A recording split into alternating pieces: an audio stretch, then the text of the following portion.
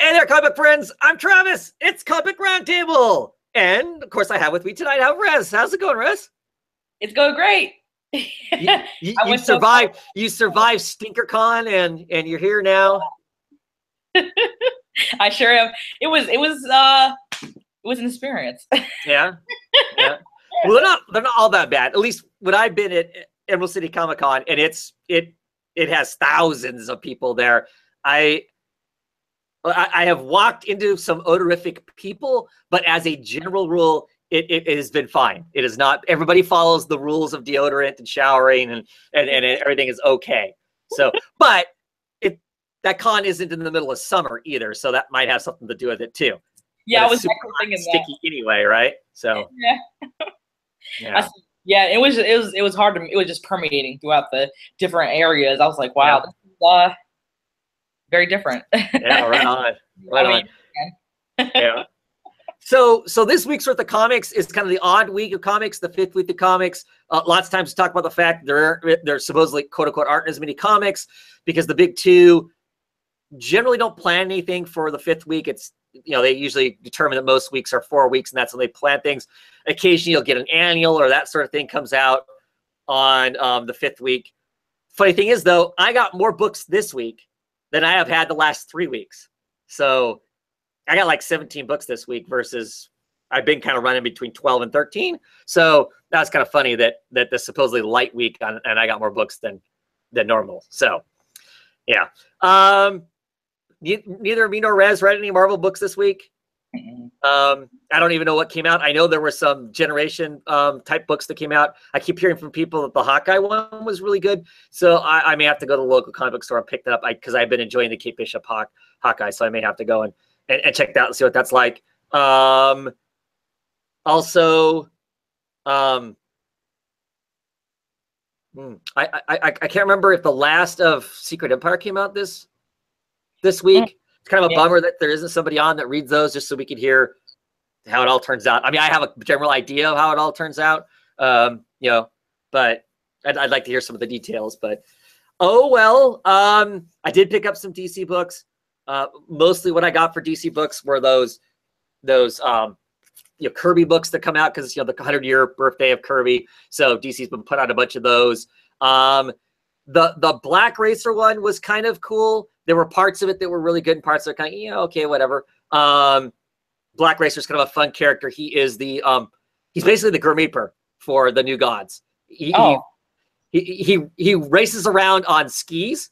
So he looks like he's literally on snow skis, zipping around, and he collects the gods when it's time for them to die.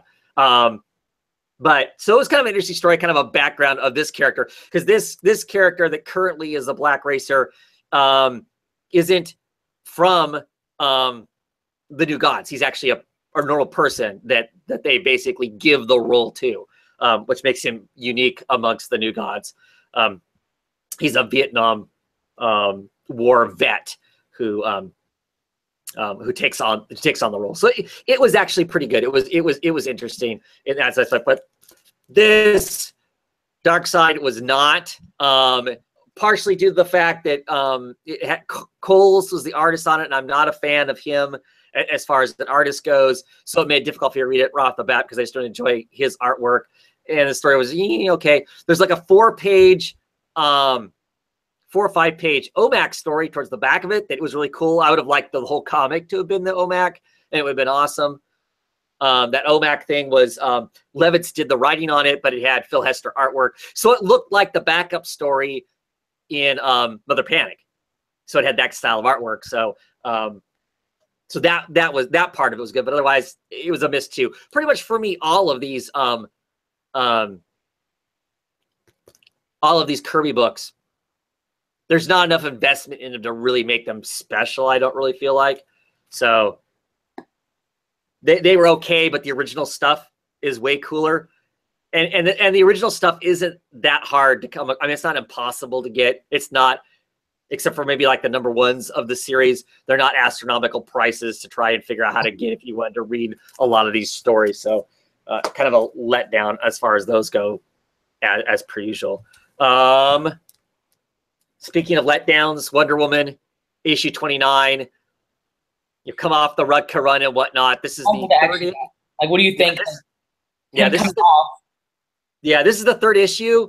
It is very humdrum superhero story and superhero annex. There's little passion in it as far as it feeling like I'm invested in wanting to read this and oh my gosh, what's happening next? That thing. I'm not saying the creators didn't put their all into it. It just isn't. It's just very dull for me. She feels more one note. She doesn't. They're using some of the same language that's been used in the series up till now. So she kind of talks the same way, but it feels very much more one note than eloquent.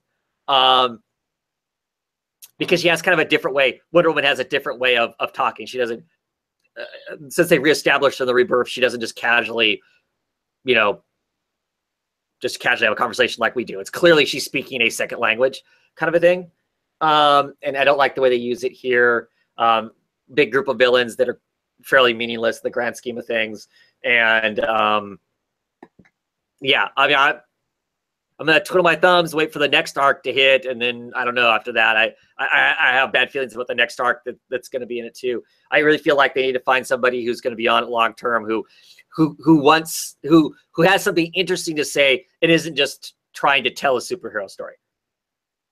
And maybe that's unfair to compare it to the stuff that was coming out, but the stuff that was coming out, I feel like I was trying to establish something and tell a particular story. And like I said, this is just kind of humdrum superhero, and I want more than that of my Wonder Woman comic book, I guess. Kind of want that more out of all of my comics, my superhero comics. I love superheroes, but there needs to be more than them just punching a bad guy and that being the end of it. I guess I feel like so. Yeah, you need some more gravitas, emotional gravitas along with it. Yeah, well, yeah. Something with some weight to it. Yeah. Well, that's why that's why I kind of lean towards getting these superhero comics that are kind of anti-superhero, like mostly things that are written by Garth Ennis, usually going to be anti-superhero because he's very nihilistic about the superheroism. And then things like, Mark's Irredeemable. I don't know if have you read? Yeah. Uncomfortable.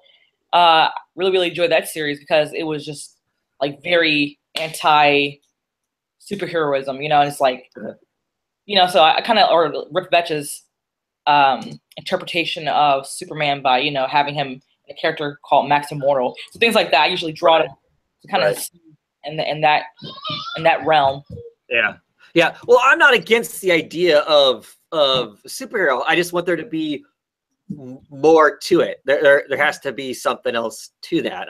I think it's easier with the anti-hero because they're damaged. Usually the character is damaged goods, so you get a kind of an investment in the damaged character, doing whatever. Whereas this current Wonder Woman, clearly she's not damaged, but she's not anything else either. There's no dimensions to her.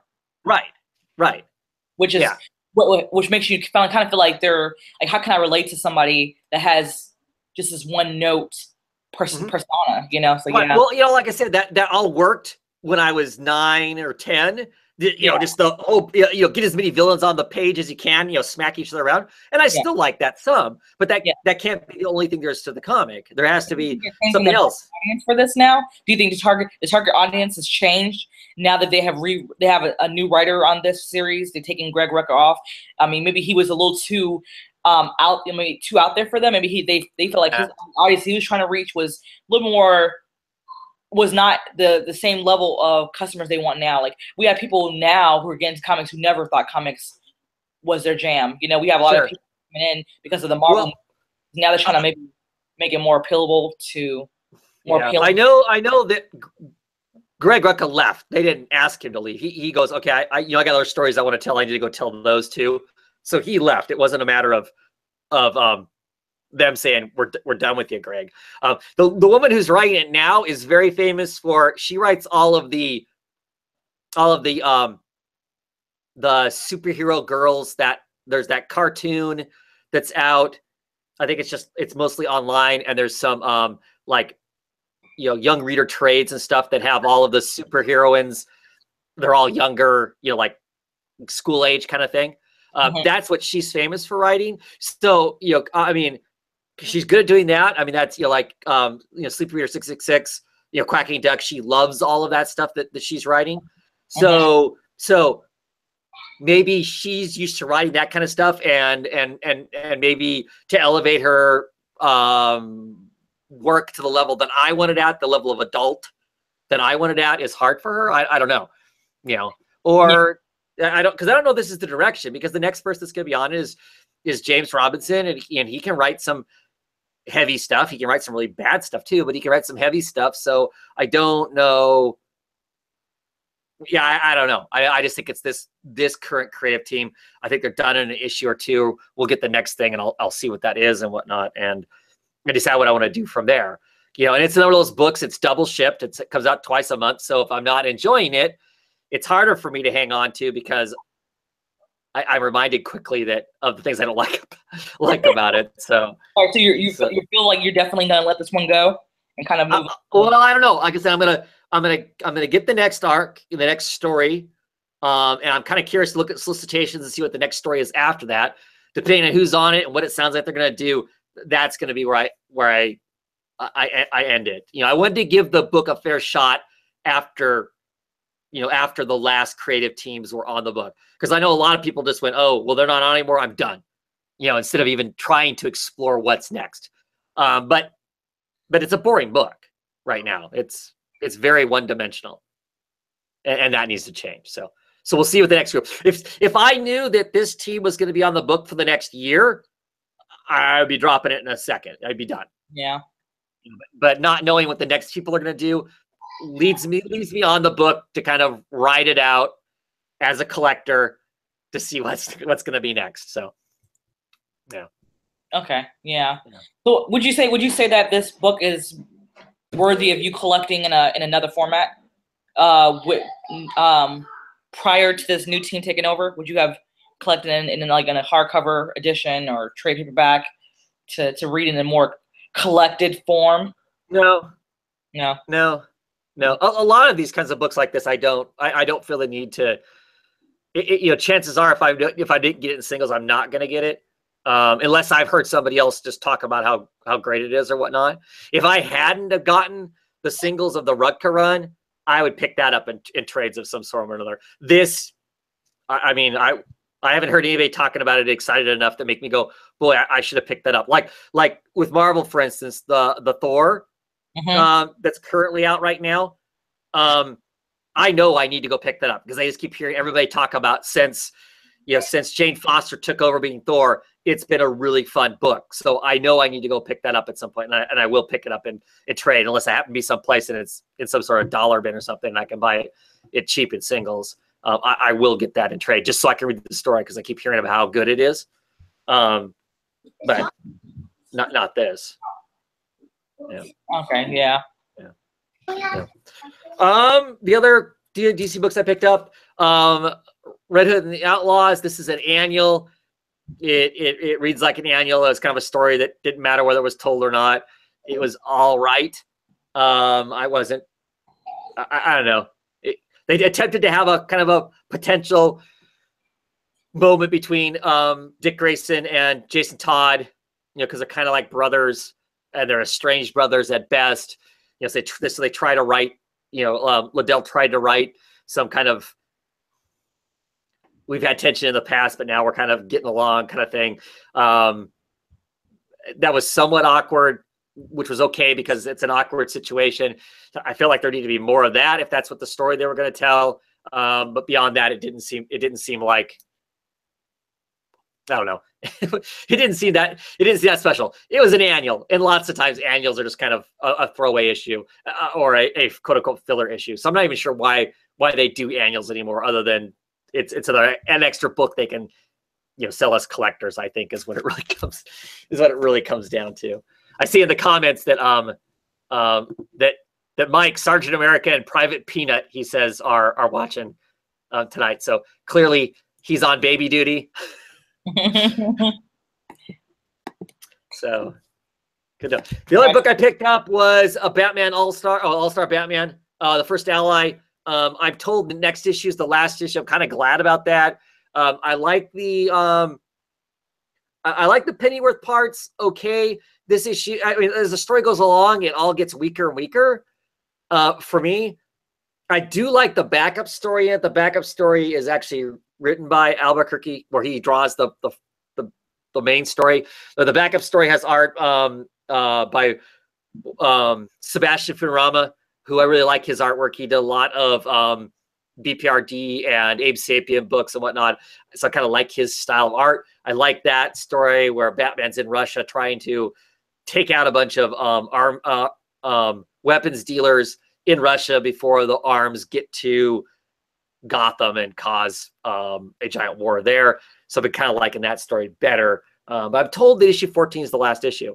So clearly this changed a whole bunch, because at one point, you know, Sean Murphy was supposed to be doing some art in this. I think that evolved into Sean Murphy doing his own Batman book.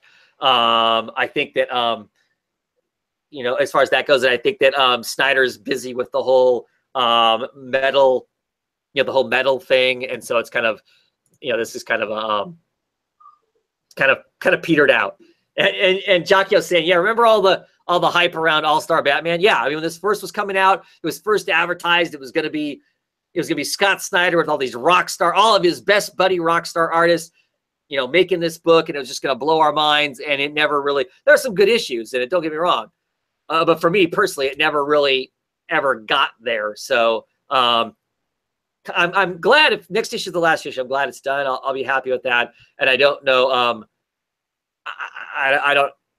I don't know that I'm gonna be excited to pick up another Snyder book for a while.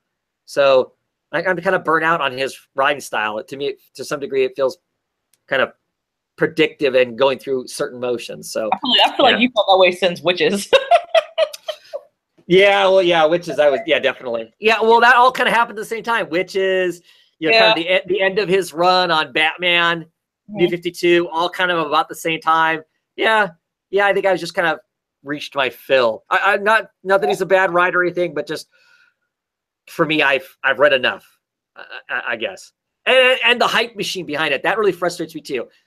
You know, Scott Steiner is the nicest guy. I've never seen him say anything mean about, you know, anybody short of Trump.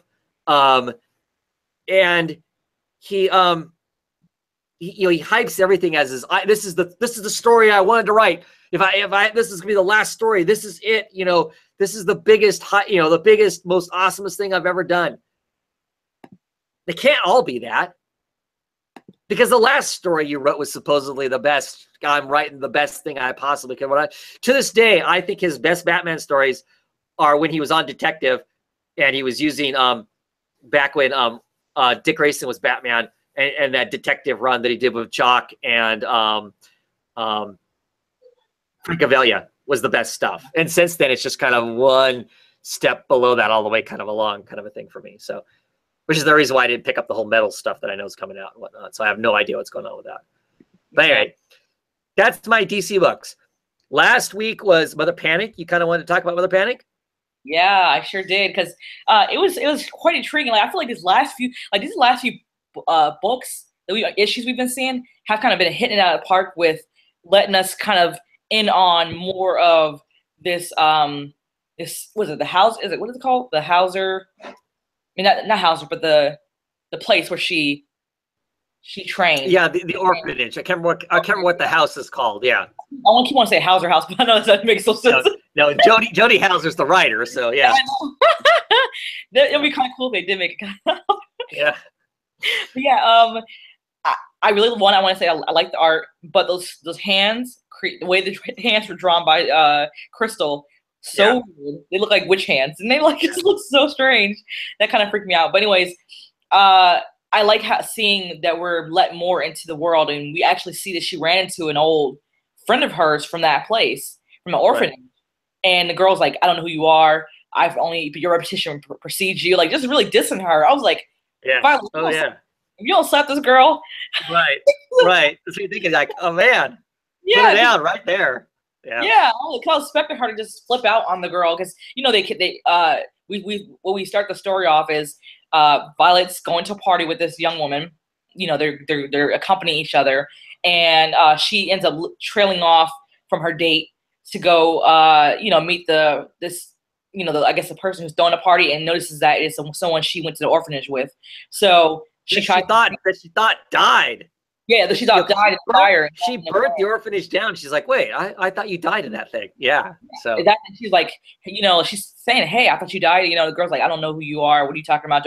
She's like, do I need to call security? I thought that was real crazy. Like, and I'm like, that's a weird way to say, like, hey, get away from me. Like, do I need to call security? Like, well, clearly she's odd. I mean, clearly she's kind of wacko, right? Yeah. And then next thing you know, we see her. Obviously, like next scenes we see is the mother being crazy as usual. We see the doctor checking in on her and her surgical marks as well. What creeped me out was the whole conversation between that one guy from the very first book that has become a protege of some sort, or some kind of just wanderer around the house. Him and the mother. What was going on with that? Because I was confused, because the illustrations they seemed a little off to me. I didn't know what was going on there. But I need to know what you thought, so I can kind of interpret it. Right. I'm trying to remember exactly what was said, because of course it's been. Yeah, he looked freaked the hell out when she was saying about had something about the knowledge spinning out his brain. And well, yeah, because Mom's kind of weird. I mean, so he's there. He was part of that whole other thing going on. They've kind of taken him on to the house. He's kind of the helper around the house. He watches Mom a little bit. He helps out the doctor that's there. Kind of in between all that stuff. And of course, Mom is spouting this stuff that almost sounds, prophetic. I mean, like she's, seeing something that no one else sees, kind of thing. But at the same time, Mom's crazy. Mm-hmm. So I don't know. I think that was just kind of more of the, is Mom crazy? Is Mom not crazy?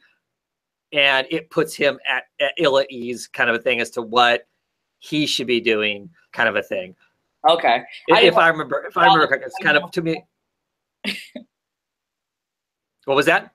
I didn't know she tried to poison him or something. It was kind of strange, the reaction he gave, which is why I didn't know what was lining up there. What exactly? Yeah. I just think it's more establishing Mom as being this unknown element, kind of a thing. I think it's mostly what that was doing. Okay. Yeah. I continue to really enjoy that book. For me, just about every issue just gets a little richer than the last one, because you keep getting these little bits and pieces. We get a little more in Violet's head, kind of a stuff. Clearly the tension between her and the doctor has really gotten. It's almost sour, right? It's almost this kind of, the doctor's almost at this bitter resentment stage. I love you. It's not really reciprocal. Whether that's because it can't be, or Violet just refuses to acknowledge that there's that she feels that way, or whatever. So does she kind of feel like that anyway with that? Well, yeah, but I don't know if it's kind of, Yeah, but I really, I like the story. I mean, I feel bad for the doctor, but I like the storytelling, because it's this kind of stuff that really happens, and we don't always see that in comics. So I kind of like this, this. We're getting to see this person who is kind of like symbiotically attached to her, because I mean, she got her out of the house, and and that sort of stuff. But at the same time, it's a kind of a poisoned relationship, and so I'm enjoying reading it, I guess. So I find all that stuff really interesting and whatnot. I mean, I like Sean Crystal's artwork as a general rule. I still think with this book, because we've had these other artists on the book, whether it be Tommy Lee Edwards, or if it was John Paul Leon doing the art, when they do the kind of weird, you're right, that metaphorical stuff that's going on, it's clearer when they do it than when Crystal does it. So when Crystal does it, I'm not 100% sure. Not that I understand it. The other guys are doing it either, really. But I feel like I have a better shot at guessing what it's supposed to all mean. When Sean's doing it, it's a cool page, but it gets a lot harder for me to interpret whatever that craziness is. Yeah. So. Yeah, I agree. I love the book. I was very intriguing. I mean, the end where we see her just like break into the girl's house, and kind of when the girl's like, "Is you Violet, right?" Under all that. She kind of was like, she trampled over her words. She's kind of having a hard time, but she obviously revealed herself to be Violet, because she didn't answer no or yes. I mean, and then then the girl's begging for her to her, and then it ends. It just cliffhangs. I'm like, what? Yeah. Yeah. So I'm really excited about next issue. One of the books that I refuse to drop. Same thing with with Doom Patrol. Won't drop that. It's just too wacky and crazy and strange. I'm still next week. Doom Patrol is next week. Good. And I'm still waiting on them to tell us what the hell happened at that kingdom with all that massacre. When the hell are they going to tell us about that? Like, aren't you waiting for it? Oh yeah, yeah. But I'm just waiting. I'm not going to get impatient because gosh knows when we'll get it. So. Yeah. Yeah, that's true. Like. Yeah. Yes. Definitely so. Yeah. Any other DC books you want to talk about? I think that was the only DC book I had. Okay. I was aware of. Yeah. Okay. I don't really know of any DC news that's pressing to talk about or whatever. So let's just roll on to independent books. That's why we're here anyway, right? Me and you, we're here for the independent books. Yeah. I know we skipped. We didn't because we didn't have Marvel. We haven't really any Marvel news. But what about the Defenders, right? Yeah. I finished watching that. Did you? No, I didn't get around to finishing it. I can't. I don't know what's. Every time I turn it on, I feel like I have to. I can't sit through it and have, like noise be around. I want to pick everything. I'm gonna finish it eventually. I really liked it. I liked it a lot. I thought it was fun all the way to the end. I love the very, very end. So. Most of the time you watch it and the credits are on and the show's done or it shows the next show, right? Yeah. The final episode, you watch it, you watch the credits. You need to watch the credits because after the credits run for a little bit, then there's more show. Oh, I love that. Just so you know. So you don't like turn it off and not. But what I loved about the very end of it, and I won't spoil it, but there's parts in it that are almost literally Easter egg. panel for panel from one of the Daredevil comics. Oh, wow. And I thought that was really cool. As somebody who's read old Frank Miller Daredevils, there's some spots in there that are, it literally, I'd have to drag the books actually out to see, but from in my brain, the picture is literally the exact same way. The people who have bandages are wearing the bandages in the exact same places as in the comic book. That's awesome. So and I quickly want to mention too that Inhuman show that's coming out. I was mentioning on Twitter. That Inhuman show is going to be airing. Gifted, right? I think it's mutants and not Inhumans. Though. There's an Inhuman show coming out, but Gifted, which is what you were talking about, right? I think it's mutants, and it's out October 2nd, right?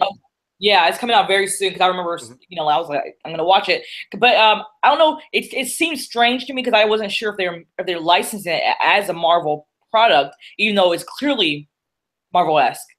Yeah. I think it is. Fox has the right to use mutants. Yeah. Because they own the X-Men. They can do all the X-Men stuff they want to. I do not think that they're doing. I know because it's on Fox. I know it's not Inhumans.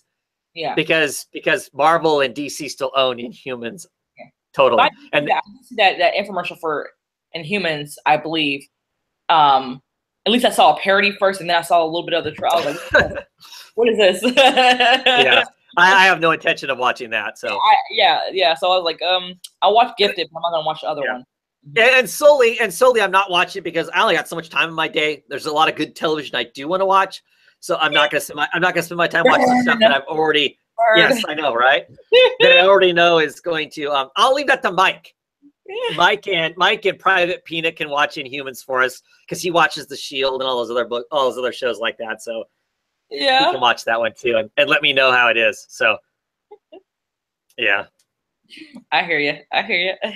Another thing, speaking of those Marvel Netflix shows, the other thing that was kind of interesting is normally Netflix doesn't give out any analytics whatsoever on anything. They won't tell you how anything works inside of Netflix. But they said that the #1 most watched Marvel superhero show that they have is Jessica Jones. Really? As much as those dude bros may not like the Jessica Jones movie, the Jessica Jones show as much, it's the most watched. And I think it's the most watched because there are people that will watch the Jessica Jones because they've heard it has PTSD in it, that it has, trauma from abuse in it. And those things kind of get talked about and addressed. So it's less superhero and it's more, a woman dealing with her demons kind of thing. So I think it has a larger appeal to a greater maybe Wonder why non-superhero they audience. hurry with the second season too, though. Doesn't that make you see? That's what I loved about Jessica Jones, because it felt so real. It didn't feel like you're right. It didn't feel superhero-ish in a lot of regards. But then Right. it makes you wonder why they were so slow on getting that second season out. Because I know we were talking about last comic book roundtable where we were talking about they were going to bring it out very soon. Yeah, they are. I mean, they're filming it. So I think one of the reasons I would be nervous, quite frankly, being the creators. This was so good. How do we follow that up? I mean, because it was so personal, right? It wasn't just that the Jessica Jones, it wasn't that it was just like, it wasn't like the second season of Daredevil where Daredevil's out, fighting the Hand. There's this super society that he's fighting against, and he has a crazy girlfriend with him, right? Yeah. This was very personal. The entire show, every single episode was extremely personal. And I think that's one of the things that makes it a little bit different is it felt very, very personal, very, very much inside her head and inside her private space. So what do you do with the second season? Is it another very personal, or is it going to be less personal? I almost think it has to be less personal because, well, I mean, not that she's a shallow character, but I don't know where else to go. I mean, so I would think they're probably dragging their feet because they had to get a good enough written script, would be my guess off the top of my head. I'm looking forward to it. I'm super excited for it. But yeah, so it was the #1 viewed show. And then people who viewed it immediately then went and watched Luke Cage. That was the order stuff was done in. What was curious is if the first one of the Marvel movies you watched was Luke Cage, you went and watched Iron Fist next. So clearly the people who watched Luke Cage first had already had in their head the whole Heroes for Hire, the fact that Power Man and Iron Fist are a team, and that's why they watched them together. I was surprised. I assumed Daredevil was the most watched because it's been out the longest. Yeah. But it wasn't. But well, other than some problems of Iron Fist, I like all the shows. There's characters in all of them I enjoy. I really had fun with the Defenders. I thought it was fun. It was nice because Defenders is only like 6 episodes, so it wasn't as long. So it was much tighter, and I appreciated that too. Because, boy, I tell you, watching Iron Fist, yeah, after you hit about episode 6 or 7, it feels like it's taking forever to get to the end of that. So, but yeah. I had the way I had started the whole entire order for me was, I first tuned in Jessica Jones. No, I think it was Daredevil first, Jessica Jones second. I think that was the order it came out in, right? Yeah. Then I did Luke Cage, and then back to Daredevil season 2. And then Iron Fist. Yeah. And then Defenders. Yeah. It's about the order they came out in, but yeah.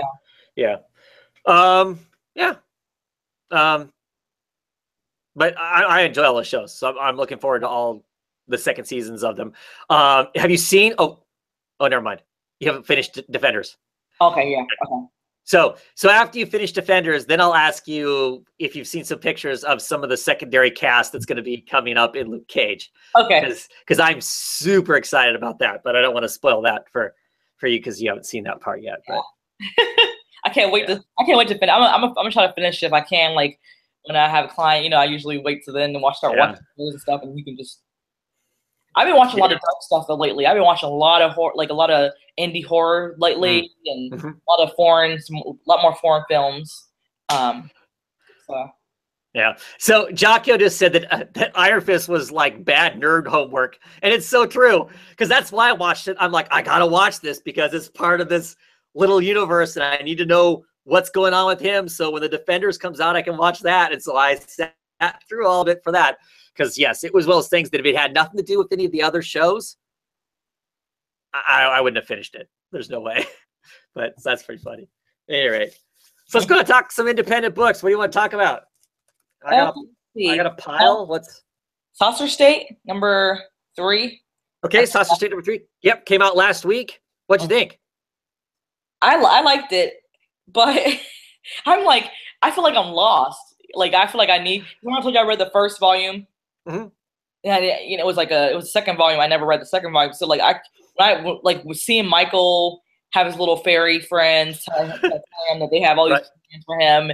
And then we have the one professor now kind of feeling like now he has some kind of in back into the intelligence community now, since this has come out that aliens are possibly real. And then we have this whole thing with President Alvarez, her, feeling like has been somehow impregnated by these aliens, and she has they took her baby. Yeah, her baby, and we see that she has this device underneath her pillow that she uses as a panic button of some sort. Which I'm for some reason, I don't know why, but the first thing I thought was, this thing can't possibly work. Like, maybe someone made this up to make her believe it works. I mean, a lot of things about this book feels like she may be on a practical joke that she does not know.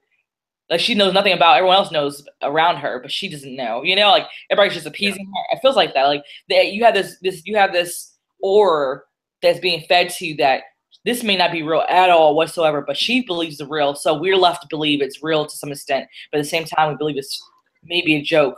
Like the egg's going to be in our face soon. I like this book a lot. I really do. I like the writing.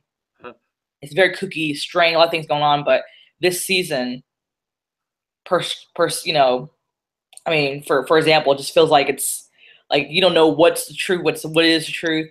Yeah, well, I think that's part of the story, though, is because we go through this whole thing. The cover has her holding a baby, right? Right? Does the cover have her holding a baby? I can't remember. At any rate, she goes this whole baby thing and whatnot. She has this like clicker underneath her pillow. It's kind of like it's almost like a hypnotic kind of thing that kind of help her, refocus if she thinks she's been abducted or having bad dreams about being abducted or whatever. After that whole thing, and she has a conversation with her secret team, they feel like it's not real. She knows she hasn't had a baby. So she's thinking that part's not real. They feel like that somebody's got a more powerful version of that microwave the microwave beam that they were using that was messing with them before, making them think that they were seeing aliens dancing around. But somebody's using a bigger version of that because they were like, damn, they've got it way outside of the White House, and somehow they're able to penetrate the White House and still make us see this crazy stuff. So I think that's kind of what's going on there. I love the whole, whereas back in the original run of this book, the whole fairy thing seemed really weird. I think it's hilarious now because, Chloe sits down and eats the fairy cake. Yeah. And she's like, what? I was hungry and, it's breakfast. I just thought that whole thing was hilarious. She's like, I would have thought if it was fairy cake, it would have tasted more special. This is more like a muffin. I don't know. I just thought that whole part, that was hilarious. And he's like freaking, the ex-husband is like, oh my God, you ate the cake that I was supposed to eat because it was the mechanism to make me see whatever the next thing is. And somehow you've eaten my cake. How dare you? I don't know. I thought that whole part was hilarious. I was surprised he tried to grab some of the, Right. It's really crazy. There's a lot going on. And I just keep thinking, there's only 3 more issues left. It's a 6-issue miniseries. And to me, it feels like they're telling so much stuff. There's so many moving pieces because in the last, when it was put out by Vertigo, there were so many moving pieces that I don't know how you're going to fit them all in 6 issues. Mm-hmm. It feels like there's still going to be just a ton of stuff. We know a year in advance, supposedly the real aliens are going to come down. And there's this debate on the aliens that are here now. Are they really aliens? Are they somebody messing with us? Like you said, that one professor now has got an in with the, that branch of the intelligence community that before they kind of hated him. And now they're kind of friends because they both have a mutual kind of, doubt about what's going on. And there's that whole flying bed at the very end. What the hell is that about? I don't know. Yeah, I was kind of I was confused about that part. I was like, what the hell? Yeah, why is the bed floating? Like, it was so top secret. Oh, yeah. So it's a UFO bed. I don't know. So that's right. That was what was on the cover. It was the guy hanging onto the bed. That's what was on the cover, is just whipping around or whatever.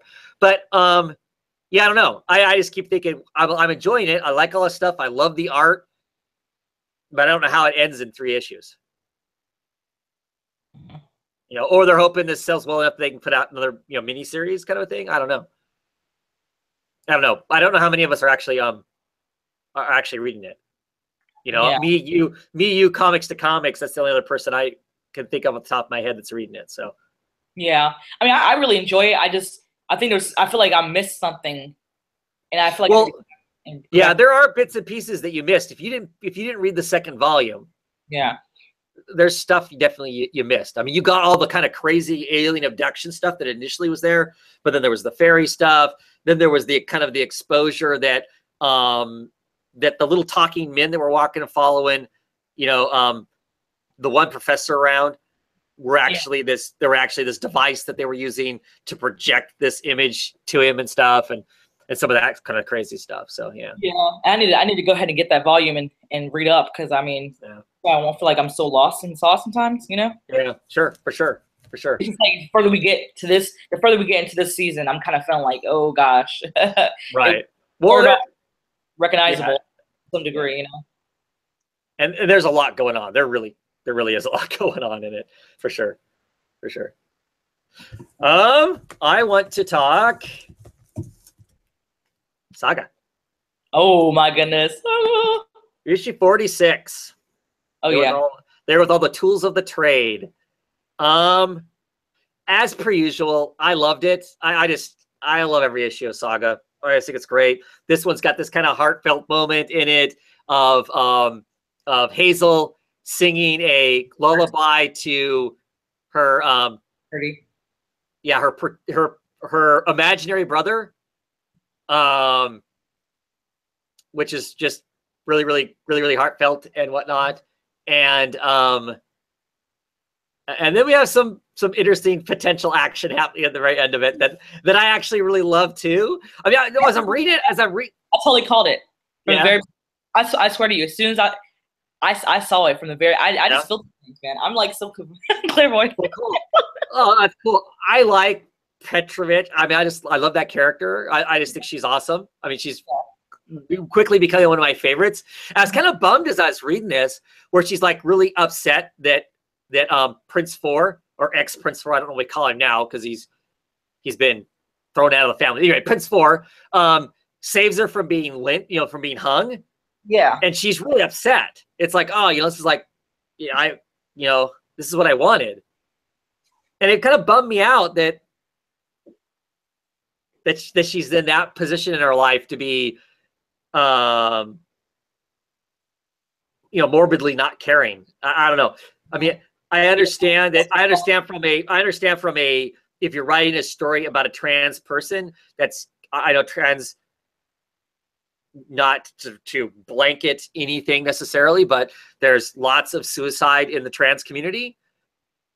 So I don't know if that's what they were kind of playing at there, that there was that level of because she can't go back to the to her people because she's a freak and nobody wants anything to do with her there, so she doesn't know what she's gonna do. I honestly I feel like they're kind of pandered to that in that way. I feel like it was pandering in that way, because it really make any sense otherwise, Yeah.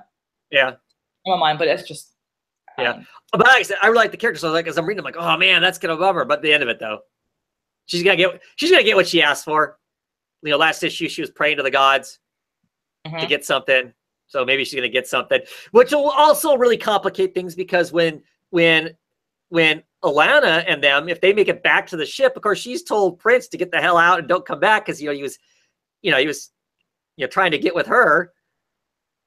So I don't know how it's gonna work because they basically told him to go away, and I don't know. There's gonna be some conflict there too, kind of thing. Or do we lose? Do we end up losing, Petra to, in this because they're being chased away from the ship? I don't know. Like I said, I really enjoyed the issue. There was lots of different aspects in there. They touch on the abortion issue in a way that, to me, I think is good. Kind of plays both sides of it. Kind of, it's bad. It's necessary. It's somewhere in between, kind of a thing and whatnot. I enjoyed all those aspects of it too, but just really enjoyed it.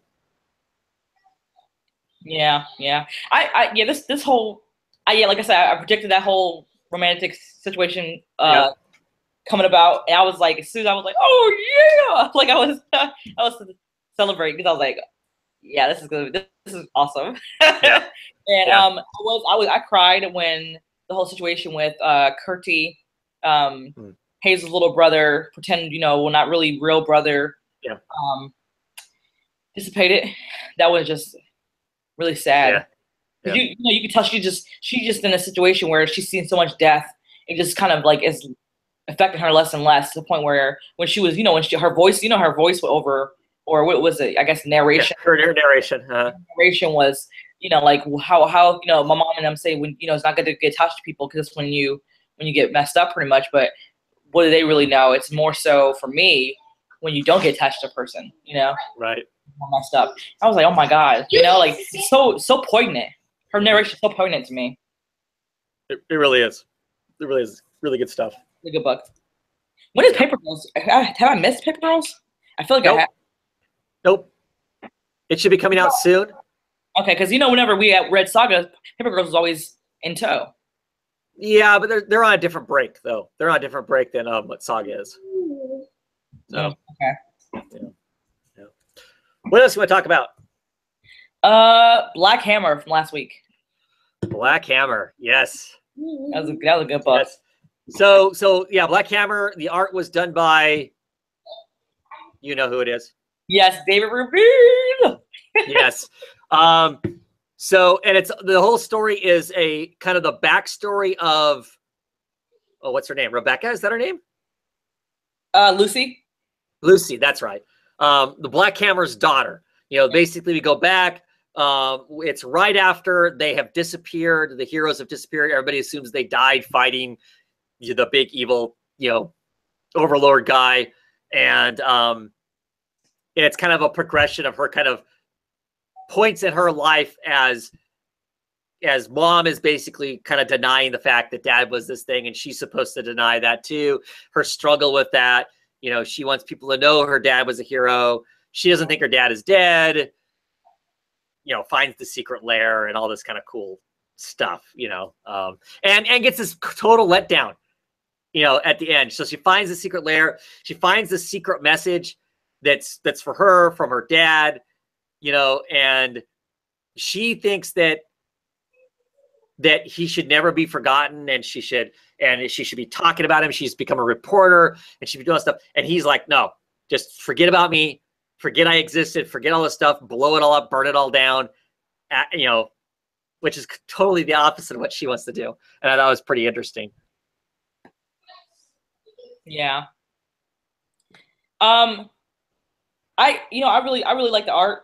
I feel like I was reading that previous book that I read from David Rubin and Ether, and the Ether and Matt Kent. As soon as the whole entire way through, I felt like they were gonna do like a cross, like a mashup between the two books.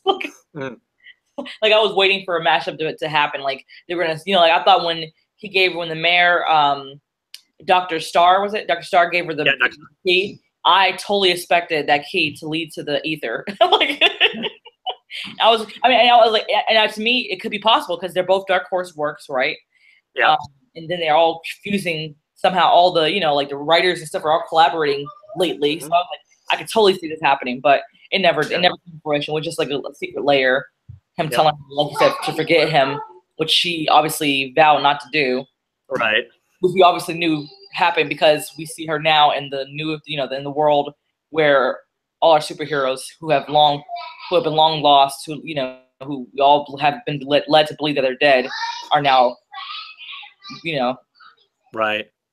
And so this is the artist that's going to be on the spin-off book. That's going to be like a 5-issue miniseries called, what is it? It's Frankenstein something or other. It's a story about the villains and what the villains are doing now that the heroes are all gone. What did they have to do with the heroes being gone? They don't have anybody to fight. What are they supposed to do? Kind of a thing. So I'll be curious to see what that story is like when that comes out. So, yeah.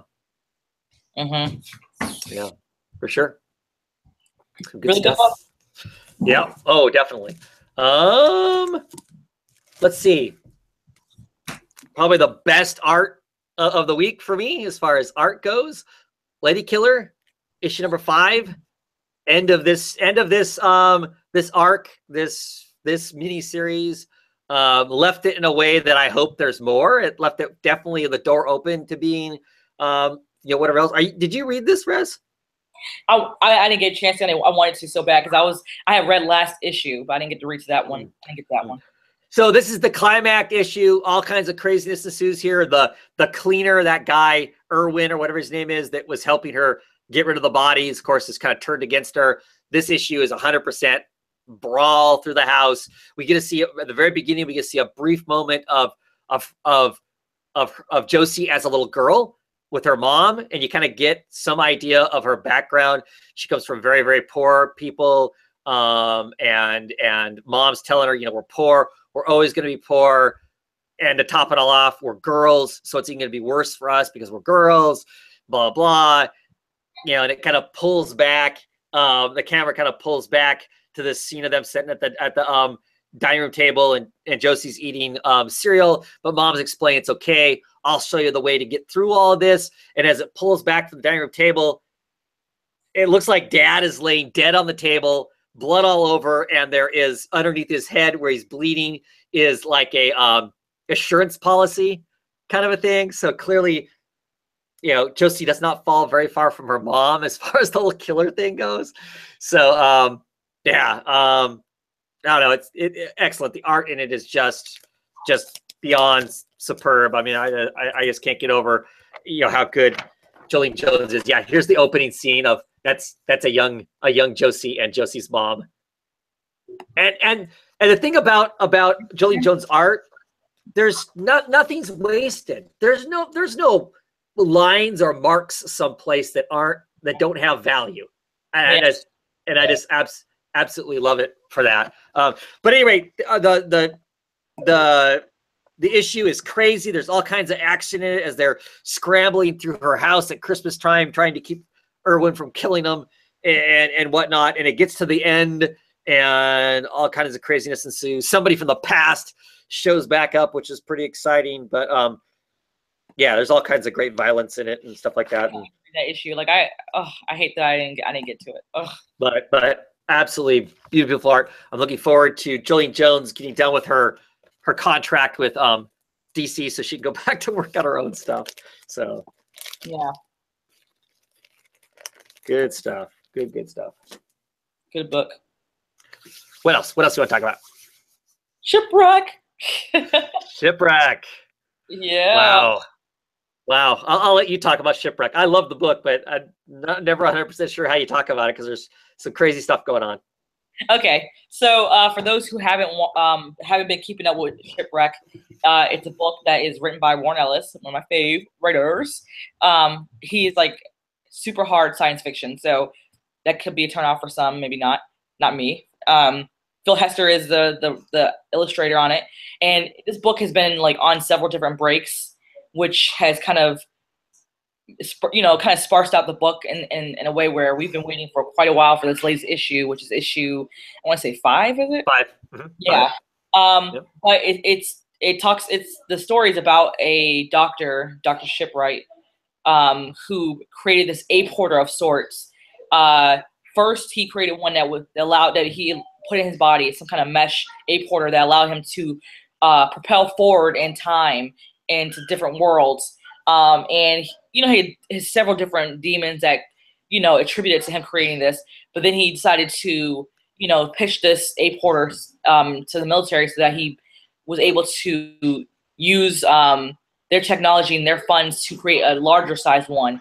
And this larger ape-porter was going to be utilized to bring people from the Earth that we're at now to whatever world that they could find that can allow them to escape the eventual cataclysmic event that will end and destruct that world that we're on. So something happens where we have this one character, Isham, who we didn't know that was an infiltrator of sorts from another world that actually sabotaged the mission of the giant ape porter. And he stopped the mission from going through because he feels like Dr. Shipwright and that whole planet is a planet full of aliens. Alien invaders. Alien invaders, right? They're going to invade their actual planet, which in Jonathan Shipwright's mind is like just a desert, like it's a worthless desert, nothing really there. Why would they not want them there to help build this place? But he says, well, you know what, we don't care. Well, I'm gonna just try to get home. I'm gonna tell my my people not to come, and we'll find something else. But we have in the midst, we have these other weird characters that want to take his technology from him, his A-porter, for whatever reason and gains. We don't know why, but they want it. We have this one detective of sorts who's after him, who we actually see at the very end of this issue, who gets a hold of him, and we know that he wants to kill Jonathan. But yeah, a lot of stuff going on.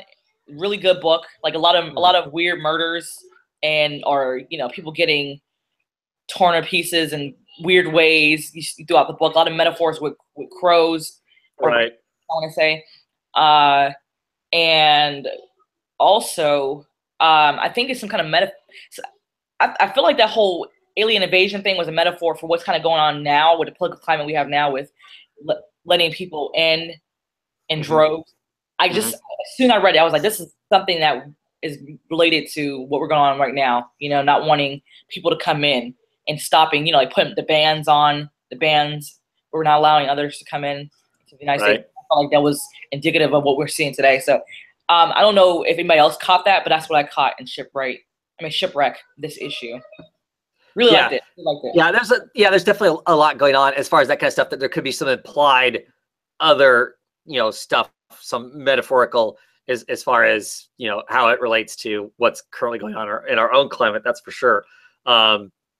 Yeah, it's a really interesting book, but like you said, it's unfortunate in the sense that long between issues. I enjoy each issue, but I feel like if it came out consistently every month, I would be way more really into it. Like I said, I enjoy the heck out of it. I love those creators. I love this book. I'm looking forward to reaching a point where I'm going to go back and get all of the issues and sit down and read them all through again.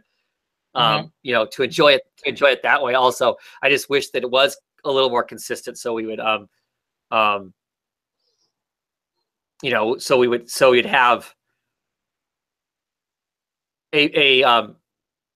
because I feel like there's stuff I'm missing, you know what I mean? Because it's been so long. If I don't take the time to go back and read the issue beforehand to refresh myself, it's not like I don't remember what's going on, but I know there's got to be little subtle stuff that I'm missing, because this stuff you're missing, you feel like you're missing. It's subtle. It is subtle because it's hard to just like tell about it unless it's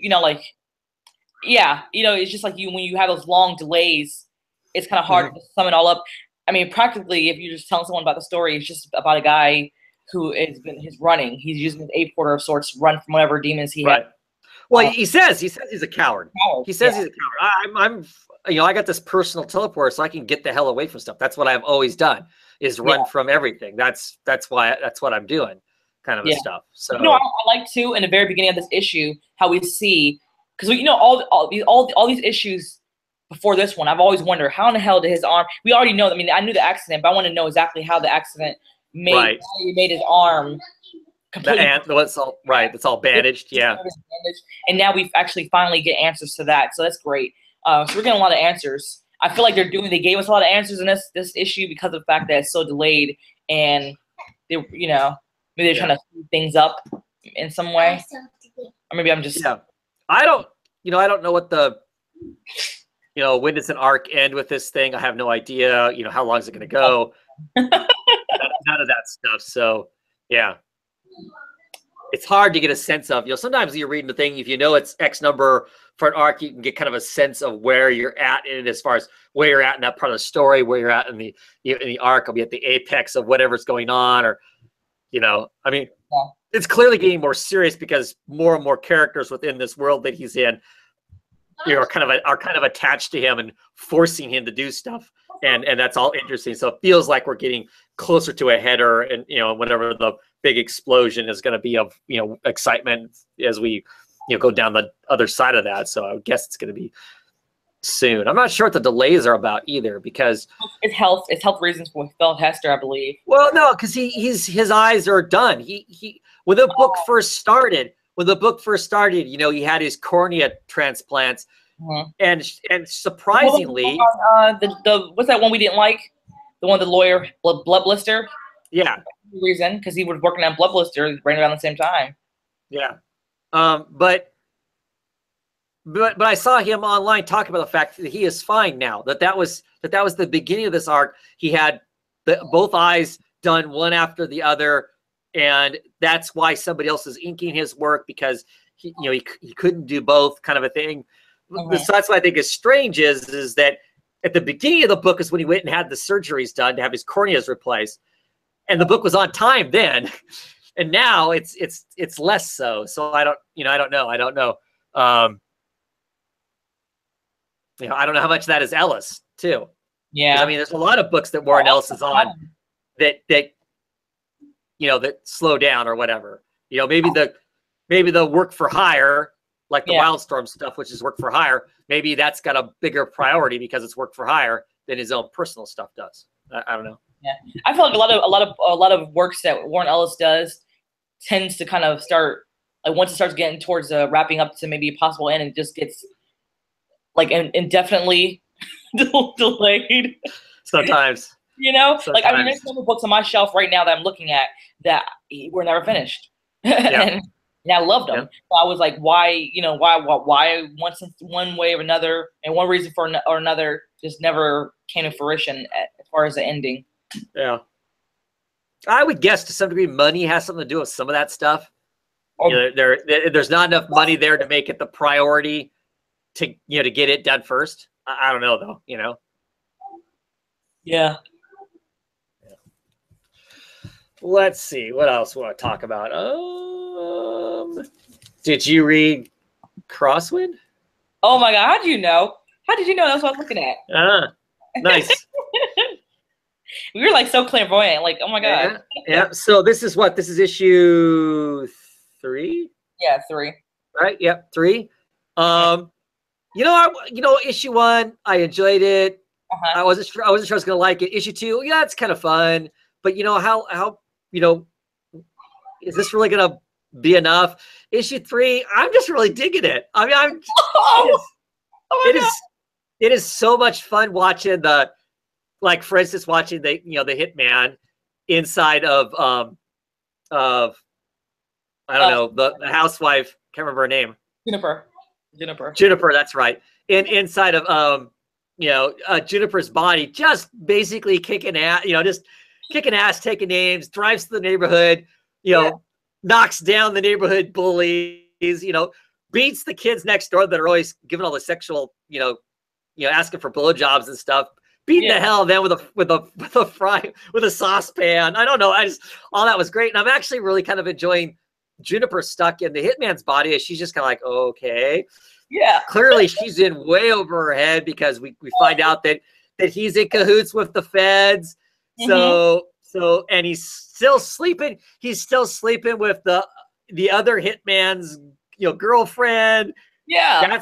That's gonna all be an intense experience, because I mean, I'm wondering how far Juniper is going to go with the girlfriend. That all I think could be quite an adventure too. Just because she's like, well, I'll go along for the adventure, but Yeah, exactly. Wow. I love this book. I really do. Like, and we were both skeptical a little bit about it. Yeah. Oh yeah. But you know what?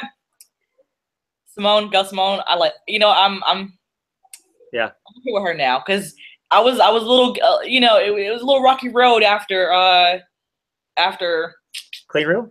Yeah, Clean Room. I was like, I don't know, Gail, you're going all over the place. you need to reel it in. This right here is what I need, like, from her. Yeah. I mean, part of me still wants to go, where's why did this happen? We're getting nothing as far as that goes, unless it's that one kind of crazy guy that they kick off acting like he's a drug addict. Yeah. But yeah.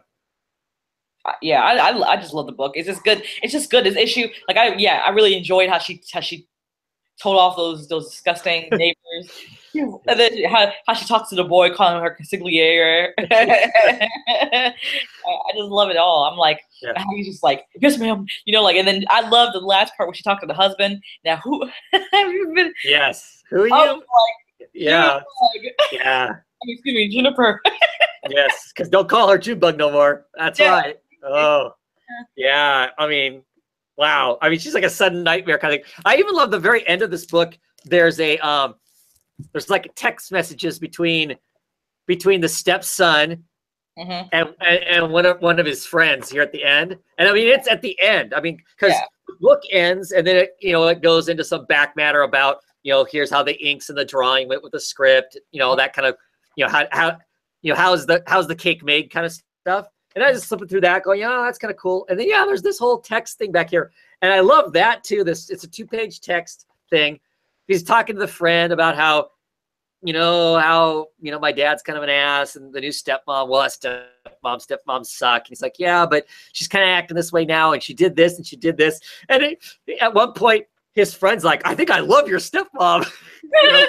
because he's talking about how she's kicking everybody's ass and stuff, but yeah. And at the very end of it, and she's like, yeah, she says I'm a concierge. She says she says she's going to get me a new wardrobe. And then I'm asking somebody to the prom. I don't know. It's like she's, with him in her body, she's being brutal, but at the same time, bonding with him, right? Making him get a backbone, and I don't know. It's just I laughed through a lot of this book, which may be horrible because I'm laughing because these people are getting the hell beat out of them, and the grandson of the mob boss, that kid is such an idiot. He brings the dead body back, and this the way he talks, like, oops, was that me? Did I like you talking to me like that? Yeah. I laughed. I mean, like I said, maybe I'm a horrible person for laughing at people being murdered and shot up and whatnot, but I thought the whole thing was funny. And like I said, Juniper just kind of wrecking her neighborhood, I thought was hilarious. Yeah. Where she starts to get into a beef with the woman. With the woman who's walking her dog. She's like, I know who you are. You leave those kids alone. And she's getting ready to get in a beef, and her dog growls at her. She's like, oh, you know what? Never mind. I'm good. I don't need to get bit by a dog. I don't know. The whole thing, I just thought was the romp through the neighborhood was hilarious. So yeah, it's really good. Really good. So I happy to have a book that I can laugh at. So yeah, very enjoyable read for this weird. Yeah. I mean, I don't know how many issues they can do this, what I mean, of them kind of playing, body double and that being it. I'm hoping at some point we start to get some of that. We get some of that why it's happening, but it was fun. It was a good laugh.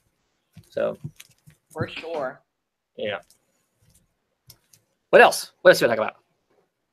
Animosity, issue number 9. Animosity, issue number 9. Bees. I know, right? Those bees were real bees. Yes. I mean, how dare they, right?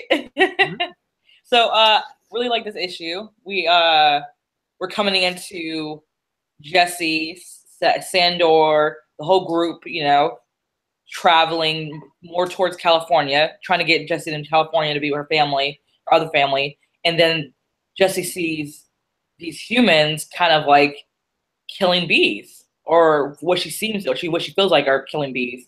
They try to, help save these bees. And in turn, the bees realize, they're trying to save save us, but you know what? We're going to go ahead and threaten them and tell them we have to save our queen because she's our goddess. Right. How to get to our queen.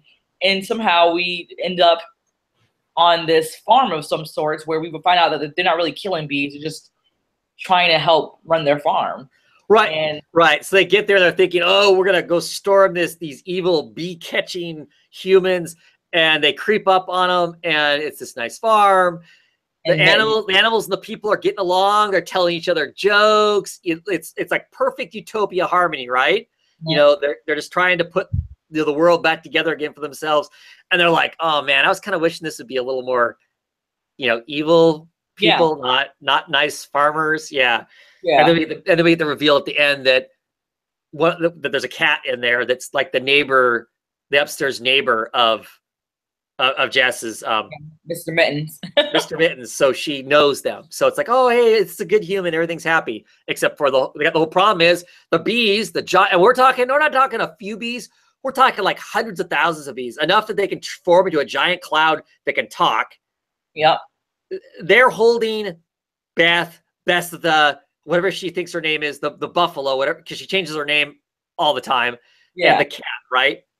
Are being held captive by the swarm because they want their queen back. And we're assuming they took the bees because they want their own bees to like pollinate, I'm guessing, right? Yeah, they're just trying to rebuild, like, because remember they kept talking about the Bible and it kept talking about how Noah's Ark, so I feel like they were doing, that's what that farm was doing. They were, and it was very coincidental how they were, these animals before they had tried to save the bees, how, Jesse and all those animals, Sandor, were talking about Noah's Ark, and then we actually meet, we run upon this farm that is doing that same exact thing, that they're probably gathering, two of, each, and having a little like utopia of sorts, or, like a little garden of sorts.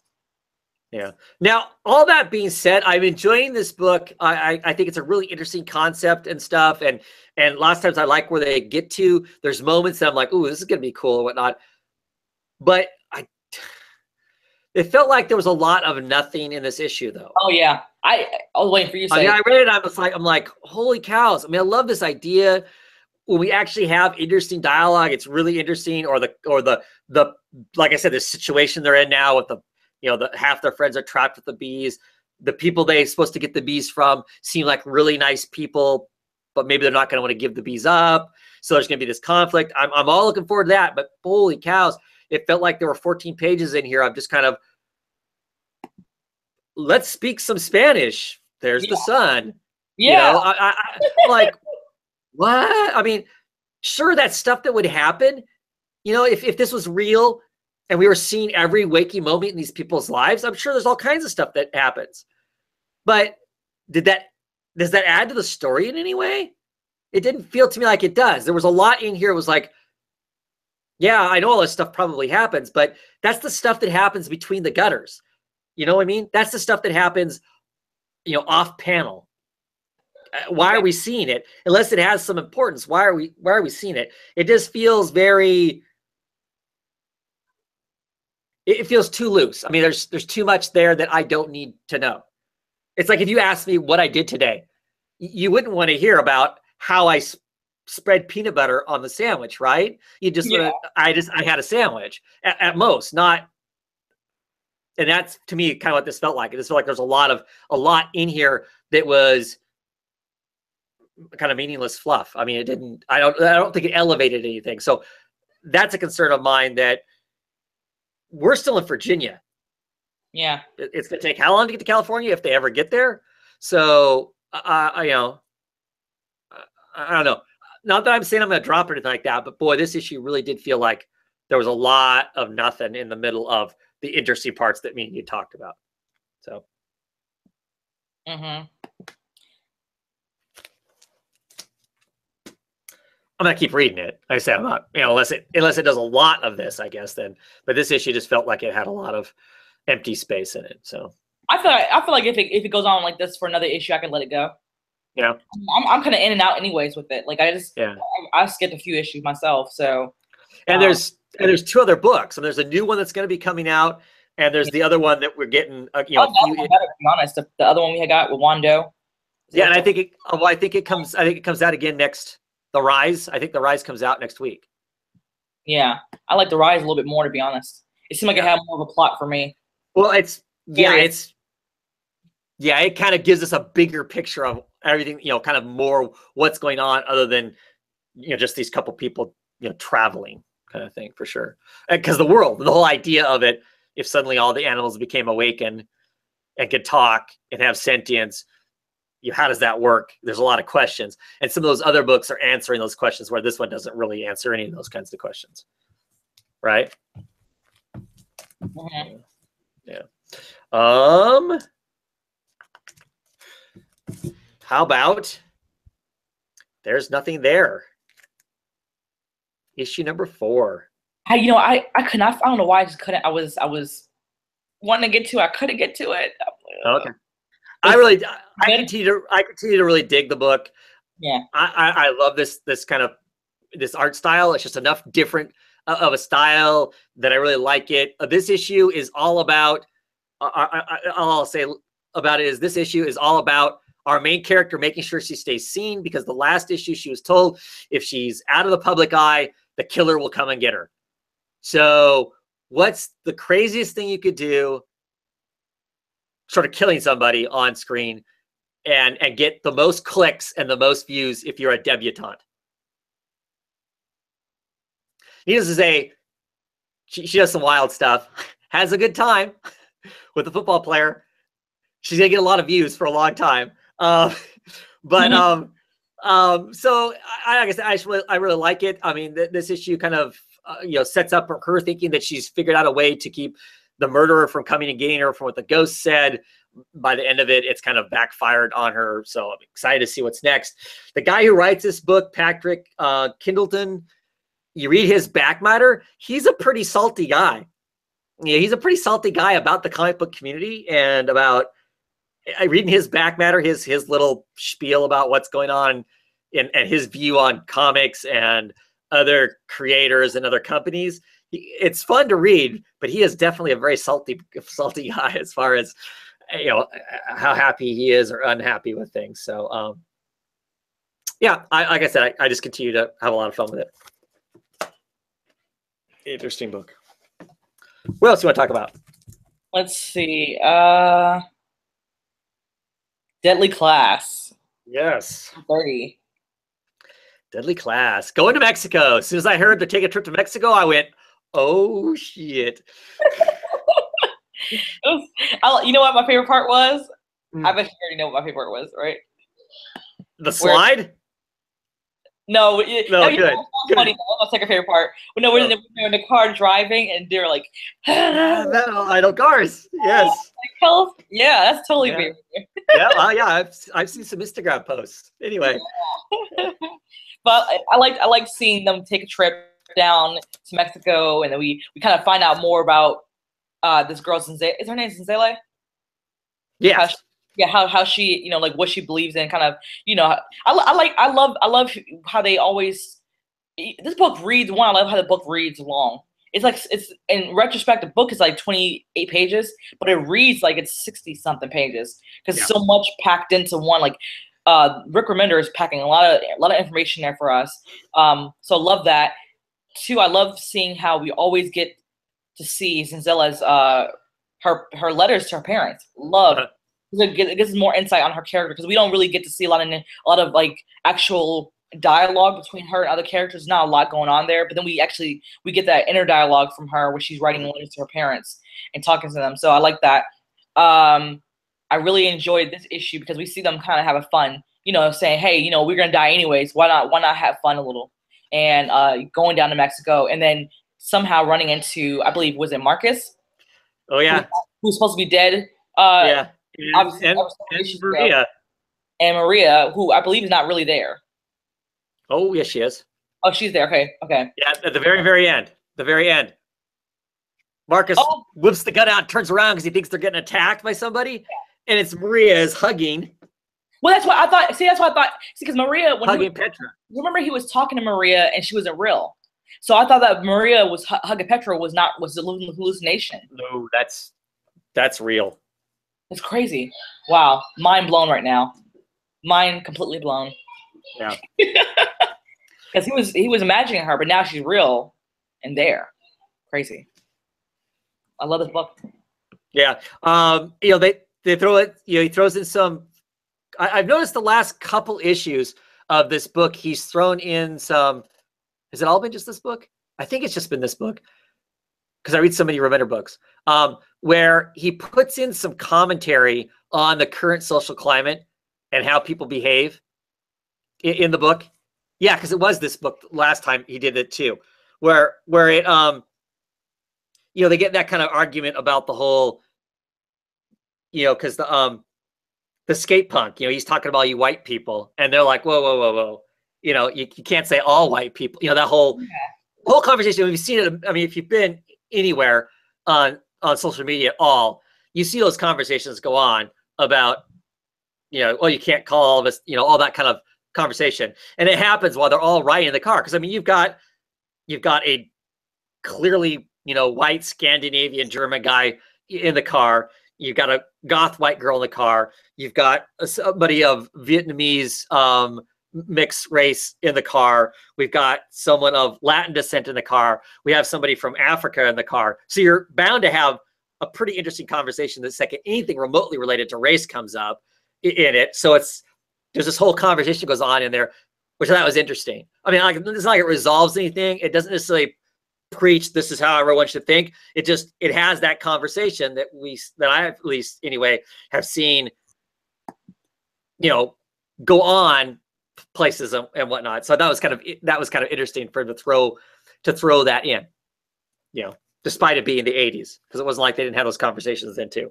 But yeah, I really like it. There's all this setup in the book, in this issue, that you just know is going to be massive heartache coming on later on, where I can't remember his name. Our headbanger. Yeah, headbanger. I think he's gonna die. I always get the feeling whenever I read with him in it, I feel like he's gonna die soon. I just don't know when. And he's talking about how Quan, he's loyal, he's the best friend ever. And yeah, Quan suggested this trip because he wants to go down and capture Marcus and Maria. That's what he's supposed to go do. So he's not loyal. He's not, he's not telling them this stuff. This whole let's go down and have fun is all a disguise so he can be sneaky. I mean, he's the one that screwed Soya. He gave Soya. Let's go back to Marcus and Maria.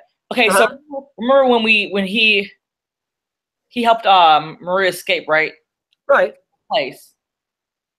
Wasn't he talking to somebody who wasn't there? Was he? I don't remember that, I guess. That's why I'm being confused. You're right. I do remember Maria being real. Now, but I'm now because himself, and somebody wasn't there. Remember who's? Oh, it was a guy, the dude. Yes, it's Billy. It's Billy that ran through, that Soya ran through with the katana. That's who. That's who's talking. Yeah, that's who's talking to. Who's not there. Right. That's when he was sitting on the beach talking to him first before Maria comes walking up. Yep, you're right. Yeah. You're right. I was like, I remember somebody not being there. Sure. Okay, I don't know why I thought it was Maria, but you're right, it was the guy.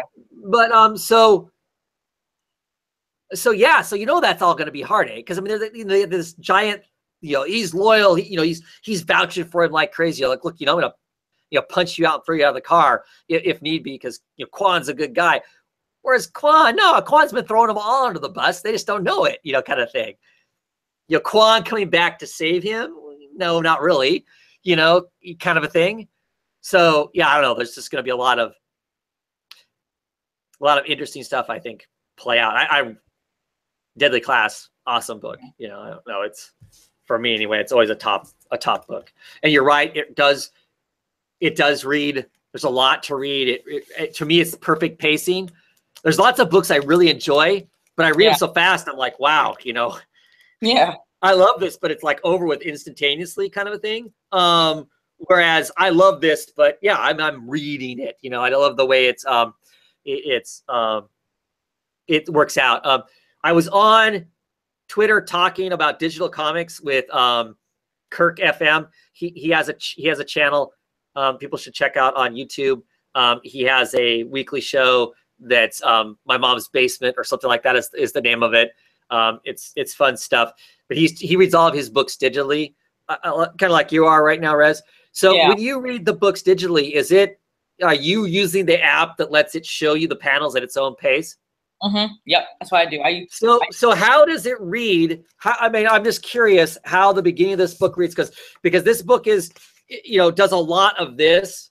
Kind of like Kill or Be Killed, where you get a panel and then you get something that's just words and you get a panel. So is it showing you like just this panel and then showing you just these words? That whole row first. So you get the whole row. Okay. I just kind of wondered how that was being viewed if you were reading it digitally. You have the option to read the whole page too, but I kind of like seeing panel to panel, because to me, right, more suspense there, and it does read. It reads like a book for me. See, that's what other people have been saying, and I am a I don't know, a comic book mechanic junkie or something. I like to see the page. Yeah. Because for me, the page layout dictates the pace. Whereas for you guys, your app is dictating the pace. I just don't know. I don't know how I feel about that. So we won't get into the whole digital versus paper comics, because I know I'm right and all you digital readers are wrong, but Mhm. But I, like I said though, I just curious. I was curious because I was reading that and I'm thinking after having this conversation with him about how he reads it, I'm like, wow, how does that read in digital format? So that's good to know. I'm just curious. I do prefer a book though, to be honest. Yeah. But digital can be a little tidbit. Well, it's just easier. It's easier to get it digitally. I mean, you don't have to worry about space. I mean, I totally get the reasons for getting it digitally. I mean, it's all on your tablet, your phone, or your computer. You don't have to have a house built to carry, 8,000 comic books or whatever. So, totally get it. Totally get it. Yeah. And Mike is sitting there telling me that digital rules, and he's so wrong. Oh, that's funny. So wrong. It's the devil. The devil. Digital is the devil. They are. Enter a night. Let's talk Black Magic. Do you read Black Magic? Every time I want to tune into, I'm like, I'm gonna have to read previous issues. I want to, I really do, but I love illustrations. Yeah. So, kind of a break between issue 6 and this is issue 7. Issue 6 was kind of a backstory to give us an understanding of what it's like to be a teen as a witch to some degree, the kind of the hardship that Roa went through, and all that. Now we're back to the regular storyline. She's the aftermath of her friend almost getting drowned in the pool, doing the scrying thing that she was doing in the last arc. In this, they tried to clean that up. There's some tension between her and her police partner, whether he knows something's going on or, he's stressed about other stuff, and it's just the natural. Some days you don't get along with your partner kind of stuff. We don't know yet. There's just some kind of playing going on there with some of that. Our secret society is out there still tracking the witches and this other, whatever this other creepy thing is that we don't know, this other group of, supernatural beings, it seems like, of some sort. So this, like I said, this issue kind of sets everything back in motion again of them because they're trying to hunt down who murdered this gangster. And what makes the gangster murder exceptional is his hands were cut off before he was murdered. It has some ritual magic stuff going on in it. This gets the ball rolling again on that whole thing. Now it's going to be a 2-month break before we get the next issue because they had some sort of problem. So there's like a 4-month hiccup before they get back on an actual track of the book coming out consistently. But I really love it. Love the art. I love the whole black and white thing by Nicholas Scott with these occasional brief moments of color to really emphasize a piece of magic or some key, some key focal point or whatever. Just makes for a really cool book, I think. And I don't know how it reads in trade, but in the single issues, you get a back matter piece that's like an old ancient, writing from the 1600s. Some of our main characters' forefathers writing about their experiences as witches and whatnot, which is interesting also. Yeah. Alrighty. What else you got? Let's see. Generation Gone. Oh, yes. Yes, issue number, was it 2? 2, yes. Came out last week. Yeah. That damn scientist is nuts. He's freaking nuts. Like, this dude unhinged completely. He's not, I mean, to this scientific experiment onto these young children, and then to say plainly and as simple as he possibly could to the general at the end, well, I want to make it to where no children's ever powerless again. I'm like, right. Basically, total anarchy, right? I mean, he's basically an anarchist. He's released something that he thinks he understands how it's going to work into the wild. Yeah. And whatever happens, happens. Yeah. All because he lost his family. Mm-hmm. I guess it was a bomb or something or some kind of explosion or something where the building crashed on his family, crushed them. That really impacted the way he's operated all these years. And how he's become so unhinged secretly. And then we have this army general who had to pull his daughter out of a burning vehicle while his wife was, burned alive and his daughter lost her legs. Mm-hmm. And, you know, it's just a whole bunch of emotional gravitas to this book, you know. Well, it's interesting. It's interesting because at the beginning, the scientist is kind of leading him along by the nose. You know, kind of, well, this is gonna be okay because it's contained. It's we've got a control on it, and he's giving a big snow job. You know, it's gonna protect your daughter. It's gonna be all fine. And then by the end, he's like, woo, you know, screw it, corking the, you know, popping the corks, and just is like, yep, let it go wild. So I mean, he's basically throwing a virus out into the world and going, let it go nuts. And it's the stuff with the kids, these young adults, is fun because like the girl can fly, and he is just freak. Guys do though. That's what I was confused about. What's that? I was confused about what the two guys can do. Well, the one guy's invulnerable, right? You could shoot him, hit him over the head with a board. Okay. Not that he doesn't feel anything, which is going to be a downside because, you know, the girl and him are getting, because they're a couple, getting ready to maybe have some nookie or whatever, and it's like, oh, you can't feel anything. Oh, I didn't think about it that way. I was like, yeah, not emotionally. I mean, I think he's emotionally stunted anyway. The kid's he's kind of a jerk and kind of emotionally stunted. But no, I don't think he can't feel now. Ooh. So when you smack him, you can't feel him. So I'm assuming other things won't feel either. Which that's safe. That's not going to be a fun time, right? But I love the whole thing with the girl. She can fly. You know, anybody who's thought, oh, superpower flying would be awesome. She's acting exactly like somebody who would suddenly be able to fly. Oh my gosh, I'm flying here. She's on her cell phone talking to the guys as she's whipping around. I just passed a jet. You know, I'm gonna fly I'm gonna see if I can fly to the sun. Yeah. You know, and she goes whipping up and loses her clothes because they burn off of her because she's she's whipping along. It's I don't know. I just all that stuff was fun. Curious to know what what's his name? I don't know his name, but I know he said he could kind of see glimmers into the future or something. Yeah, so I'm not sure exactly what the third guy, what his thing is, because they kind of joke about the fact, oh, it's too bad you don't really have anything. Yeah, you know, we don't know what your thing is, so be really curious. I mean, I don't know what the story's going to be now. Yeah, but because they're like, okay, now we need to go back to living our normal lives at least for a little bit, and I don't think the dude that can't feel, I don't think he's going to. I think he's just like, screw that. Why would I do that when I can't be hurt? You know, but I don't blame him though. Yeah. Wants life of peace. Yeah.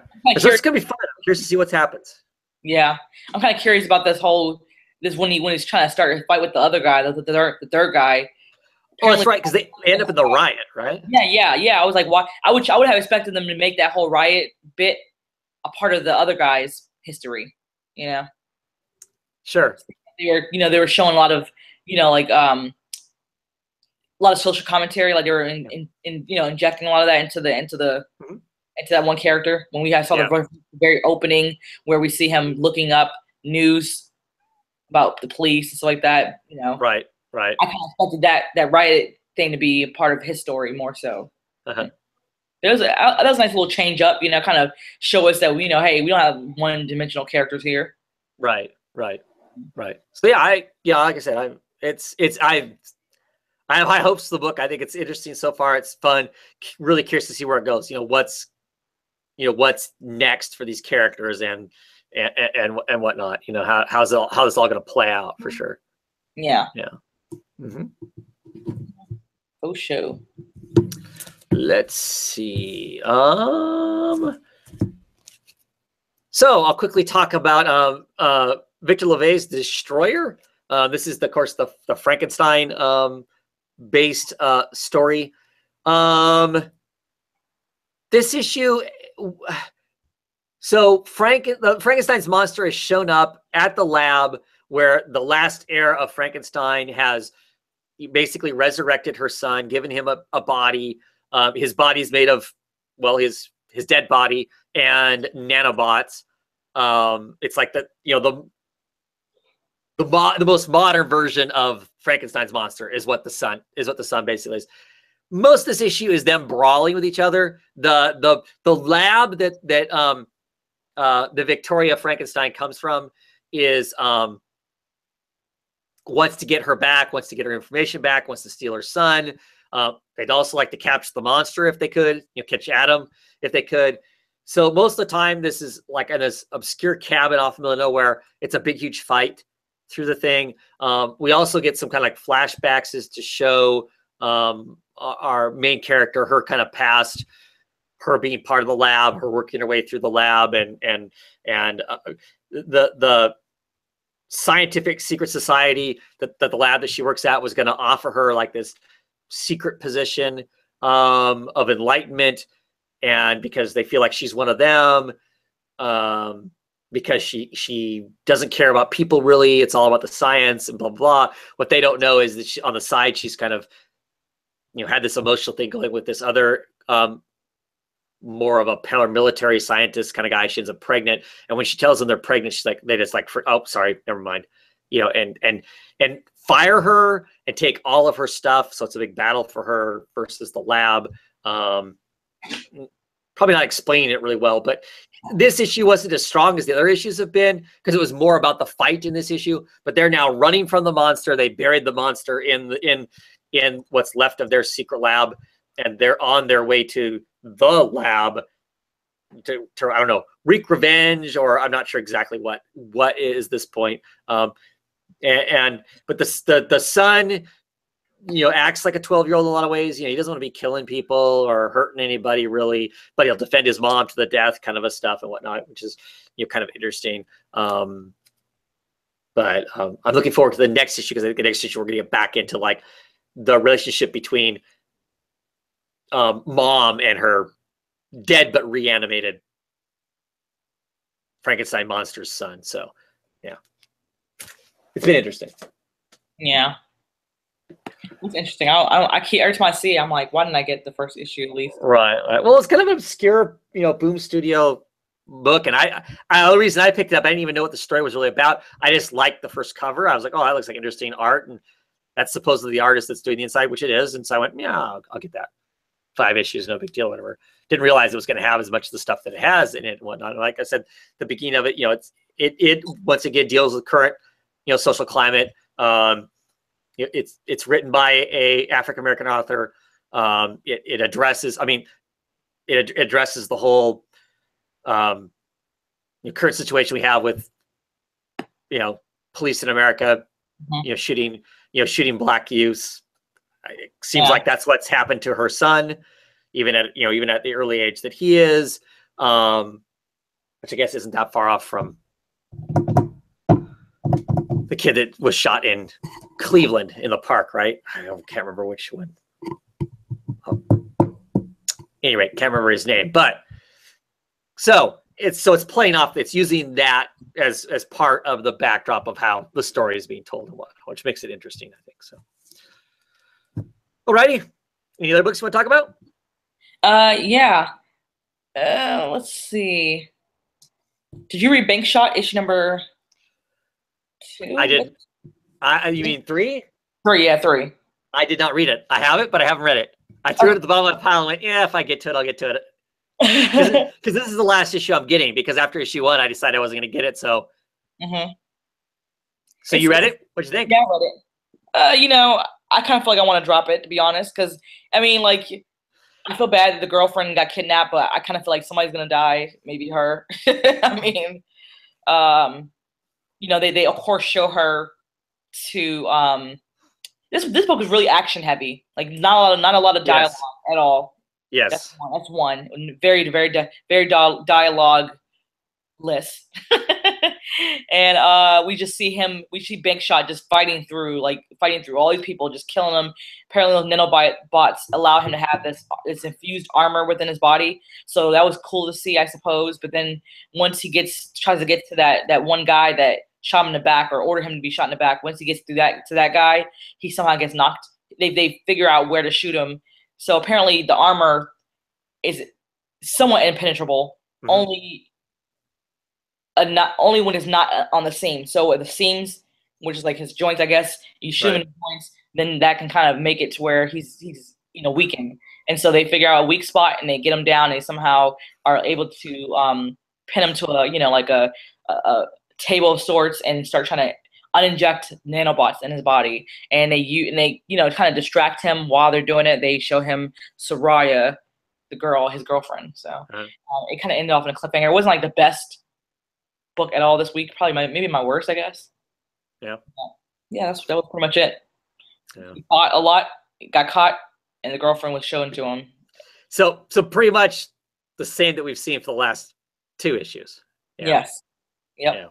And not really telling us why we supposed to like this character being shot at all. Right. Right. Yeah. Oh, or what really makes him possibly a Robin Hood, or whatever. There's Not one. I'm really shocked because I really love Alex Campy's writing, and so kind of shocked that I'm actually liking a Gail Simone book more than I like an Alex Campy book. So it's really shocking to me these days. But I guess it's how the cookie crumbles, right? Yeah. Well, I guess they can't all be hits, right? I mean, at some point, the odds are. But she still has lots of other great books, so I don't feel bad. This is one that I don't like. It's just not my cup of tea. I mean, I'm sure there are people who really, really love,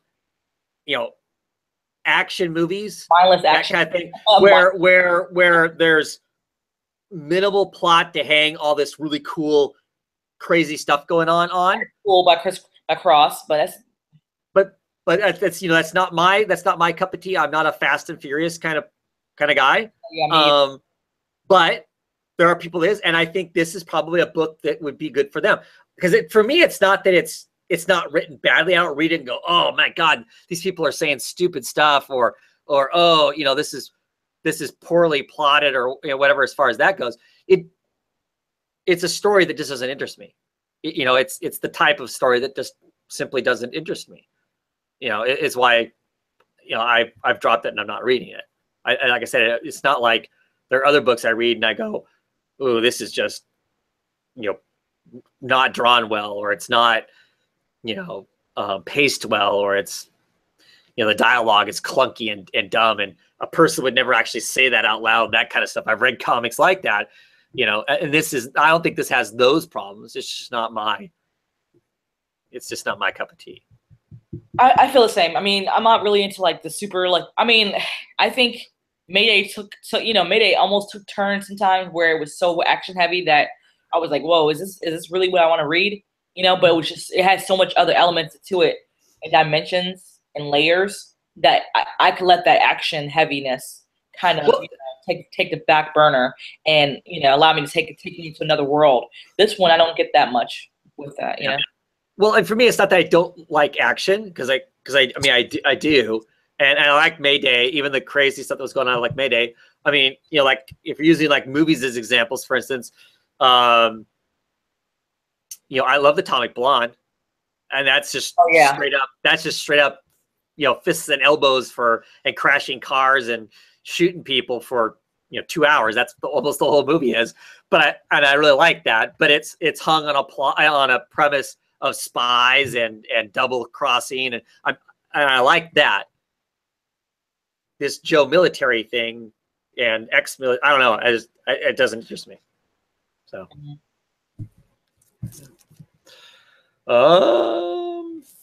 quick shout out to Stray Bullets, Sunshine and Roses, issue number 27. Just lots of fun. We're still hanging with Beth's mom, and Critch. They're kind of traveling across the country. Cretch has an arm that doesn't work because they escaped the hospital before he had the surgery to get the nerves fixed in his arm. So he's got one gimp arm that doesn't work at all. They're robbing convenience stores, and they're kind of bumbling idiots. And they decide that instead of doing that they'll go and try and find Critch's brother. They go back to his hometown. Well, in his hometown, he had murdered his parents.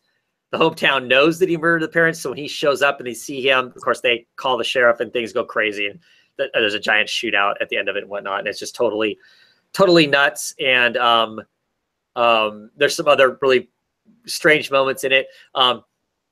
Liz's mom had suffered a stroke, so for a while, part of her face was saggy, and the right side of her face was all saggy and droopy, like sometimes when people have strokes do, and she slurred and whatnot. Well, she learned when she got angry, she would quit slurring and her face would not be so slack going on. So she finally trains herself to not have that problem. Well, Cretch, this young killer, liked her when she had the saggy face because he likes ugly things. And so they would, have some good times because he was attracted to her. Well, now that she's in the saggy face and whatnot, she's not attractive to anymore. I mean, she's not really into sex, but she thinks she needs to have it, kind of a thing. But when he tells her that, well, I'm not really interested in you anymore because you're too pretty, I mean, that just like puts her over the moon, because she's one of those people that's always trying to make herself look, 20 years younger. So, I mean, she's like, oh my gosh, I love this guy because he thinks I'm too pretty to have sex with. So she just thinks it's great, as great as could be. But at the end of it, they're fighting to get out of this town. And she's not really a killer. She's just kind of a bugly idiot in most of the stuff. But she has a gun and she's got her eyes closed and she's just shooting. And she shoots Critch's aunt in the face and her head just explodes. And Critch hates his aunt. But after seeing her face explode, he's like suddenly all thinks that she's ugly again, that Beth's mom is ugly again because of this whole thing. And so at the end of it, he's like coming on to her. She's like, oh, what? Am I suddenly ugly again? Or she goes, no, you're not going to mess my face up, are you? Because he had mentioned, well, maybe I need to make you ugly again so I can be attracted to you. So she's all worried that he's going to mess her up. She's like, oh, no, I don't need that anymore. I've got the perfect image. And she's like, boy, I hope I didn't scare your aunt too bad. Because she doesn't realize that she shot the aunt. But I mean, he, like I said, blew her head off. So that's the image he's got in his head while he's having sex with her. So a messed up book. I love it to death, but it's a messed up book. And there's messed up characters in it. Like I said, I really dig the art. It's all simple black and white. It tells the story really perfectly. But yeah, it goes all kinds of crazy at the end of it. See, the aunt gets her head splattered, right? Yeah. Goosh. So at the end of it, he's like, there's I want to get some face, right? That's his, yay, baby. But that is what he's seeing. Of course, now my video's gonna get flagged for gross pictures, but yeah. So anyway, loads of fun. I love the book. It's full of just messed up, twisted people, but it's a great story. Continue to tell people, pick it up, get it in singles, get it in trades, however. Yeah. It's some good stuff. Ronnie, what else you got? Anything else you want to talk about? I have 2 books. Okay. The second to last one is Snot Girl, issue number 6. On long hiatus. This book has been right. I hadn't heard about for quite some time. Very long time. I didn't expect it to be gone for so long. I kind of wondered what the holdup was, but Brian Lee O'Malley is back. And this issue, I mean, although it felt very similar to previous issues, I don't feel like I'm into it anymore. Like yeah. I read it. I've been reading it. I started off reading it in singles. I think I even got the first trade, but not really a trade worthy book, to be honest. It's about a blogger, who's like just putting on face for everyone, and then somehow there's maybe a murder, but that's not really a murder because the girl is not murdered, but somebody's now in the hospital. So it is so strange. Like we have like a detective story kind of infused in there as well. So murder mysteries, detective story, fashion blog. But it just doesn't feel like it's working for this issue for me. Like it just felt disjointed.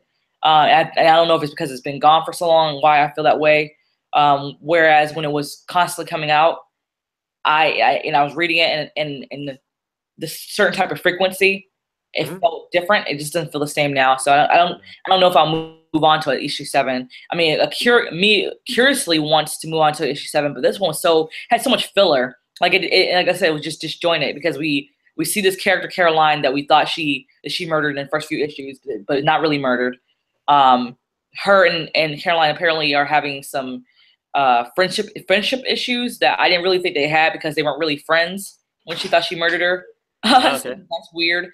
Apparently, she has a cousin that she calls her brother that follows her everywhere she goes and cleans up her messes, which is weird. That they didn't really explain that. The ex-boyfriend, new girlfriend is in a coma. That don't know where that came from. A whole lot of weird stuff. We had this one detective that's obsessed with fashion, and he's obsessed with her, the blogger, Snot Girl. Then we find out the cute girl is actually 36-year-old woman who's been pretending to be a little girl. Nice.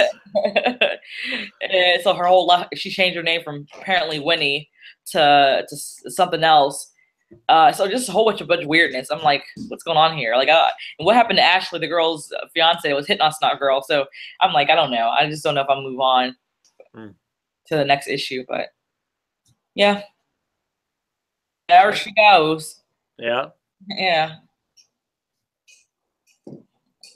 What's the other book? Other book is Ringside, issue number 1 by Joe Keating.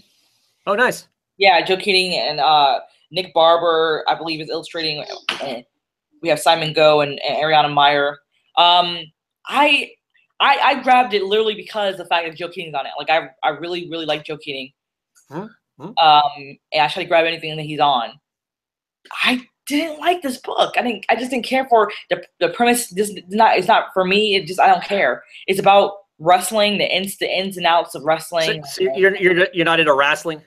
No, not into wrestling. my stepdad, he loves it, but I'm like, no. Yeah.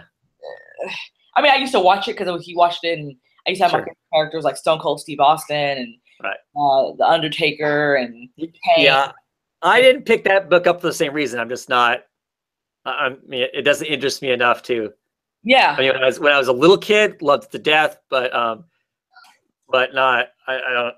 I'm surprised it wasn't written bad or anything. It did have some of the characters have weird Southern accents. It seemed like a book that would take place in the South, so it's kind of weird to have a character that was so Southern. I feel like I was reading a Donny Cates book, to be honest. That's how I felt like. It didn't feel like Joe Keating writing. It felt like Donny Cates writing. Saying that he's biting off Donny Cates. I just felt like just the way the character was talking, his voice, the character's voice felt like Donny Cates' voice. So it wasn't bad. It wasn't a badly written book. It was just, for me, I wasn't into the genre. So Ringside's been out for a while now. It's like into a second trade, I think.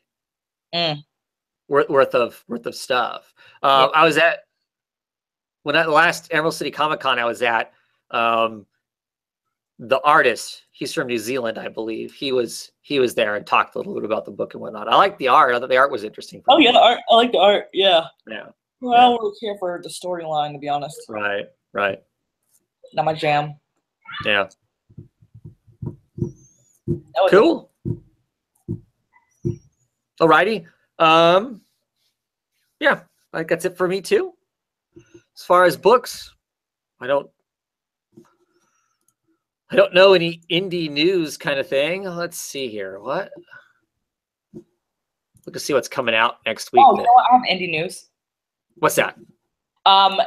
Anybody? I don't know if anybody's into really anime or manga, whatever. But the manga Death Note came out in movie form on Netflix. Right. It's really good. Really good. You liked it? Yeah, I love it. So have you read or watched the animated? I've watched Death Note? I watched a little bit of the live. I mean the cartoon version, the anime version. And I've read a little bit of it when I was in the Barnes Noble years ago. So like, yeah. So when I was collecting a lot of, I ran into it, and then I think recently I picked it up, and I was actually contemplating buying it. I didn't go through with the purchase, but watching the movie, really enjoyed it. It's they obviously Americanized it a lot because it's Yeah. Shy away from my son is really into the anime version of it, and he did not like the live action version at all because he just felt like they completely changed everything. The motivation of why the characters do what they do, and a lot of that was for him. He didn't think it made the same kind of sense or whatever. But I was okay with the changes. I mean, and maybe that's because I wasn't so invested in the series. Not that I was invested. I mean, it's just I never had the time to complete the series. Sure. So for me, seeing the changes didn't bother me much, but I imagine it would bother me had I read like for instance, like Attack on Titans. Like I actually had bought the 2 big giant sized tomes. Right. I had never got through the tomes, but I decided to go ahead and just watch the anime and loved it. But I imagine if it was different in the book, if I had read it and it was completely different, I would have been probably a little perturbed by it, Right. If you got to change it that much, why call it the same thing? Why not just make some other completely different? Yours. That's always kind of I feel. When you get too far away from the source material, it's like, why don't call it that? Call it something else. Do something else. Reinterpretation. You can say so and so reinterpretation. Yeah. Right. So. You know, let us know that's not going to be nowhere near the same. You know, but they do that with a lot of things. Like for instance, I don't know. I've been so obsessed lately, like with rewatching movies that I love when it came out. Like I don't know if you ever watched the movie Cloud Atlas, but I freaking love that movie. Like it's like one of those movies that you can watch over and over again, and it just gets something. You always pick up something you didn't see before. Or just a timeless movie. And I felt like when it came out, I watched it in theaters when it came out. I remember how I watched it and thought, like, I have to watch this again. Like I remember thinking that. And I've been a big fan of the Wachowski sisters for a very long time. I love them. I love what they do. And so lately, I've been really obsessed with trying to see if anybody has ever done an analysis of it. No one has done any analysis of it, but I was like just finding out, like actually kind of made me want to read the book and finding out that a lot of things were changed to bring this movie to the big screen. Like it was to bring it to the big screen in a movie form. They had to change a lot of things around. The book wasn't written in the same way to where it would be as compelling of a story, and the way it was told, it was just so very intriguing how that whole situation works, where a book can change its form into a movie and be changed completely. Yeah. And it definitely happens sometimes. And sometimes it clearly has to, kind of a thing. So, but yeah. Let's see. So next week, like I said, we talked about Doom Patrol is coming out, so that'll be cool to finally get back on that. Yes. Issue 7 of Savage Things is coming out. I don't know if you're still reading that or not. I fell off a little bit, but I like hearing you talk about it. Yeah, so that's the second to the last issue. Shade the Changing Girl, issue number 12 comes out. Oh my God. Where has that been? Yeah. I don't know if you're still reading World Reader or not. Issue number 6 of it comes out. I'm still reading. I'm up to date on that one. Okay. 7 to Eternity, issue 9 comes out. Looking forward to that. Issues behind on that one, but I like that book. Astro City comes out. Yes. It's got the dog hero on the cover. and the dog is modeled after the writer's dog. Really? I want to see more Glomerex, to be honest. Yeah. Oh, yeah, definitely. Let's see. Animosity, The Rise, number 3 comes out. Okay. That's like the notable things. I actually have Marvel books to talk about next week. Black Bolt and Hawkeye both come out next week. So. What was another book we were saying that was Paper Girls? When's that coming out? I don't know. Don't know when it's coming out again. I missed that book. Yeah. What about what's another book that we Soundless, or is it Soundless? The horror book. What color? Was it is it Cullen Bunn? Not Cullen Bunn. The one you like, the horror book. Oh, the Unsound, the Unsound, right? That was just like a couple weeks ago, 3 weeks ago. So I'd assume it's coming pretty quick. Yeah, it was a time. It's time for the next soon. Yeah, and I think it's the final issue. I think it's only 4 issues. Yeah, I feel like it was coming. It's soon about to come out. This issue. Yeah. Okay. So I would assume it's a couple weeks and we'll see it. Yeah. Looking forward to that. So for sure. Well, I think we're done talking comics. Yep. Okay. Well, thank you everybody who came and watched. Those of you that commented and whatnot. Good night, Private Peanut. We'll see you. We'll see you next week. And thank you everybody else who came and watched and will come and watch later on. Thank you for those thumbs down, for those people who give us a thumbs down, because that gives us traction, whether you give us thumbs downs or thumbs up. So thank you for that. And I'm sure we'll be back next week because there'll be comics to talk about. Anyway, have a great one, everybody. Bye.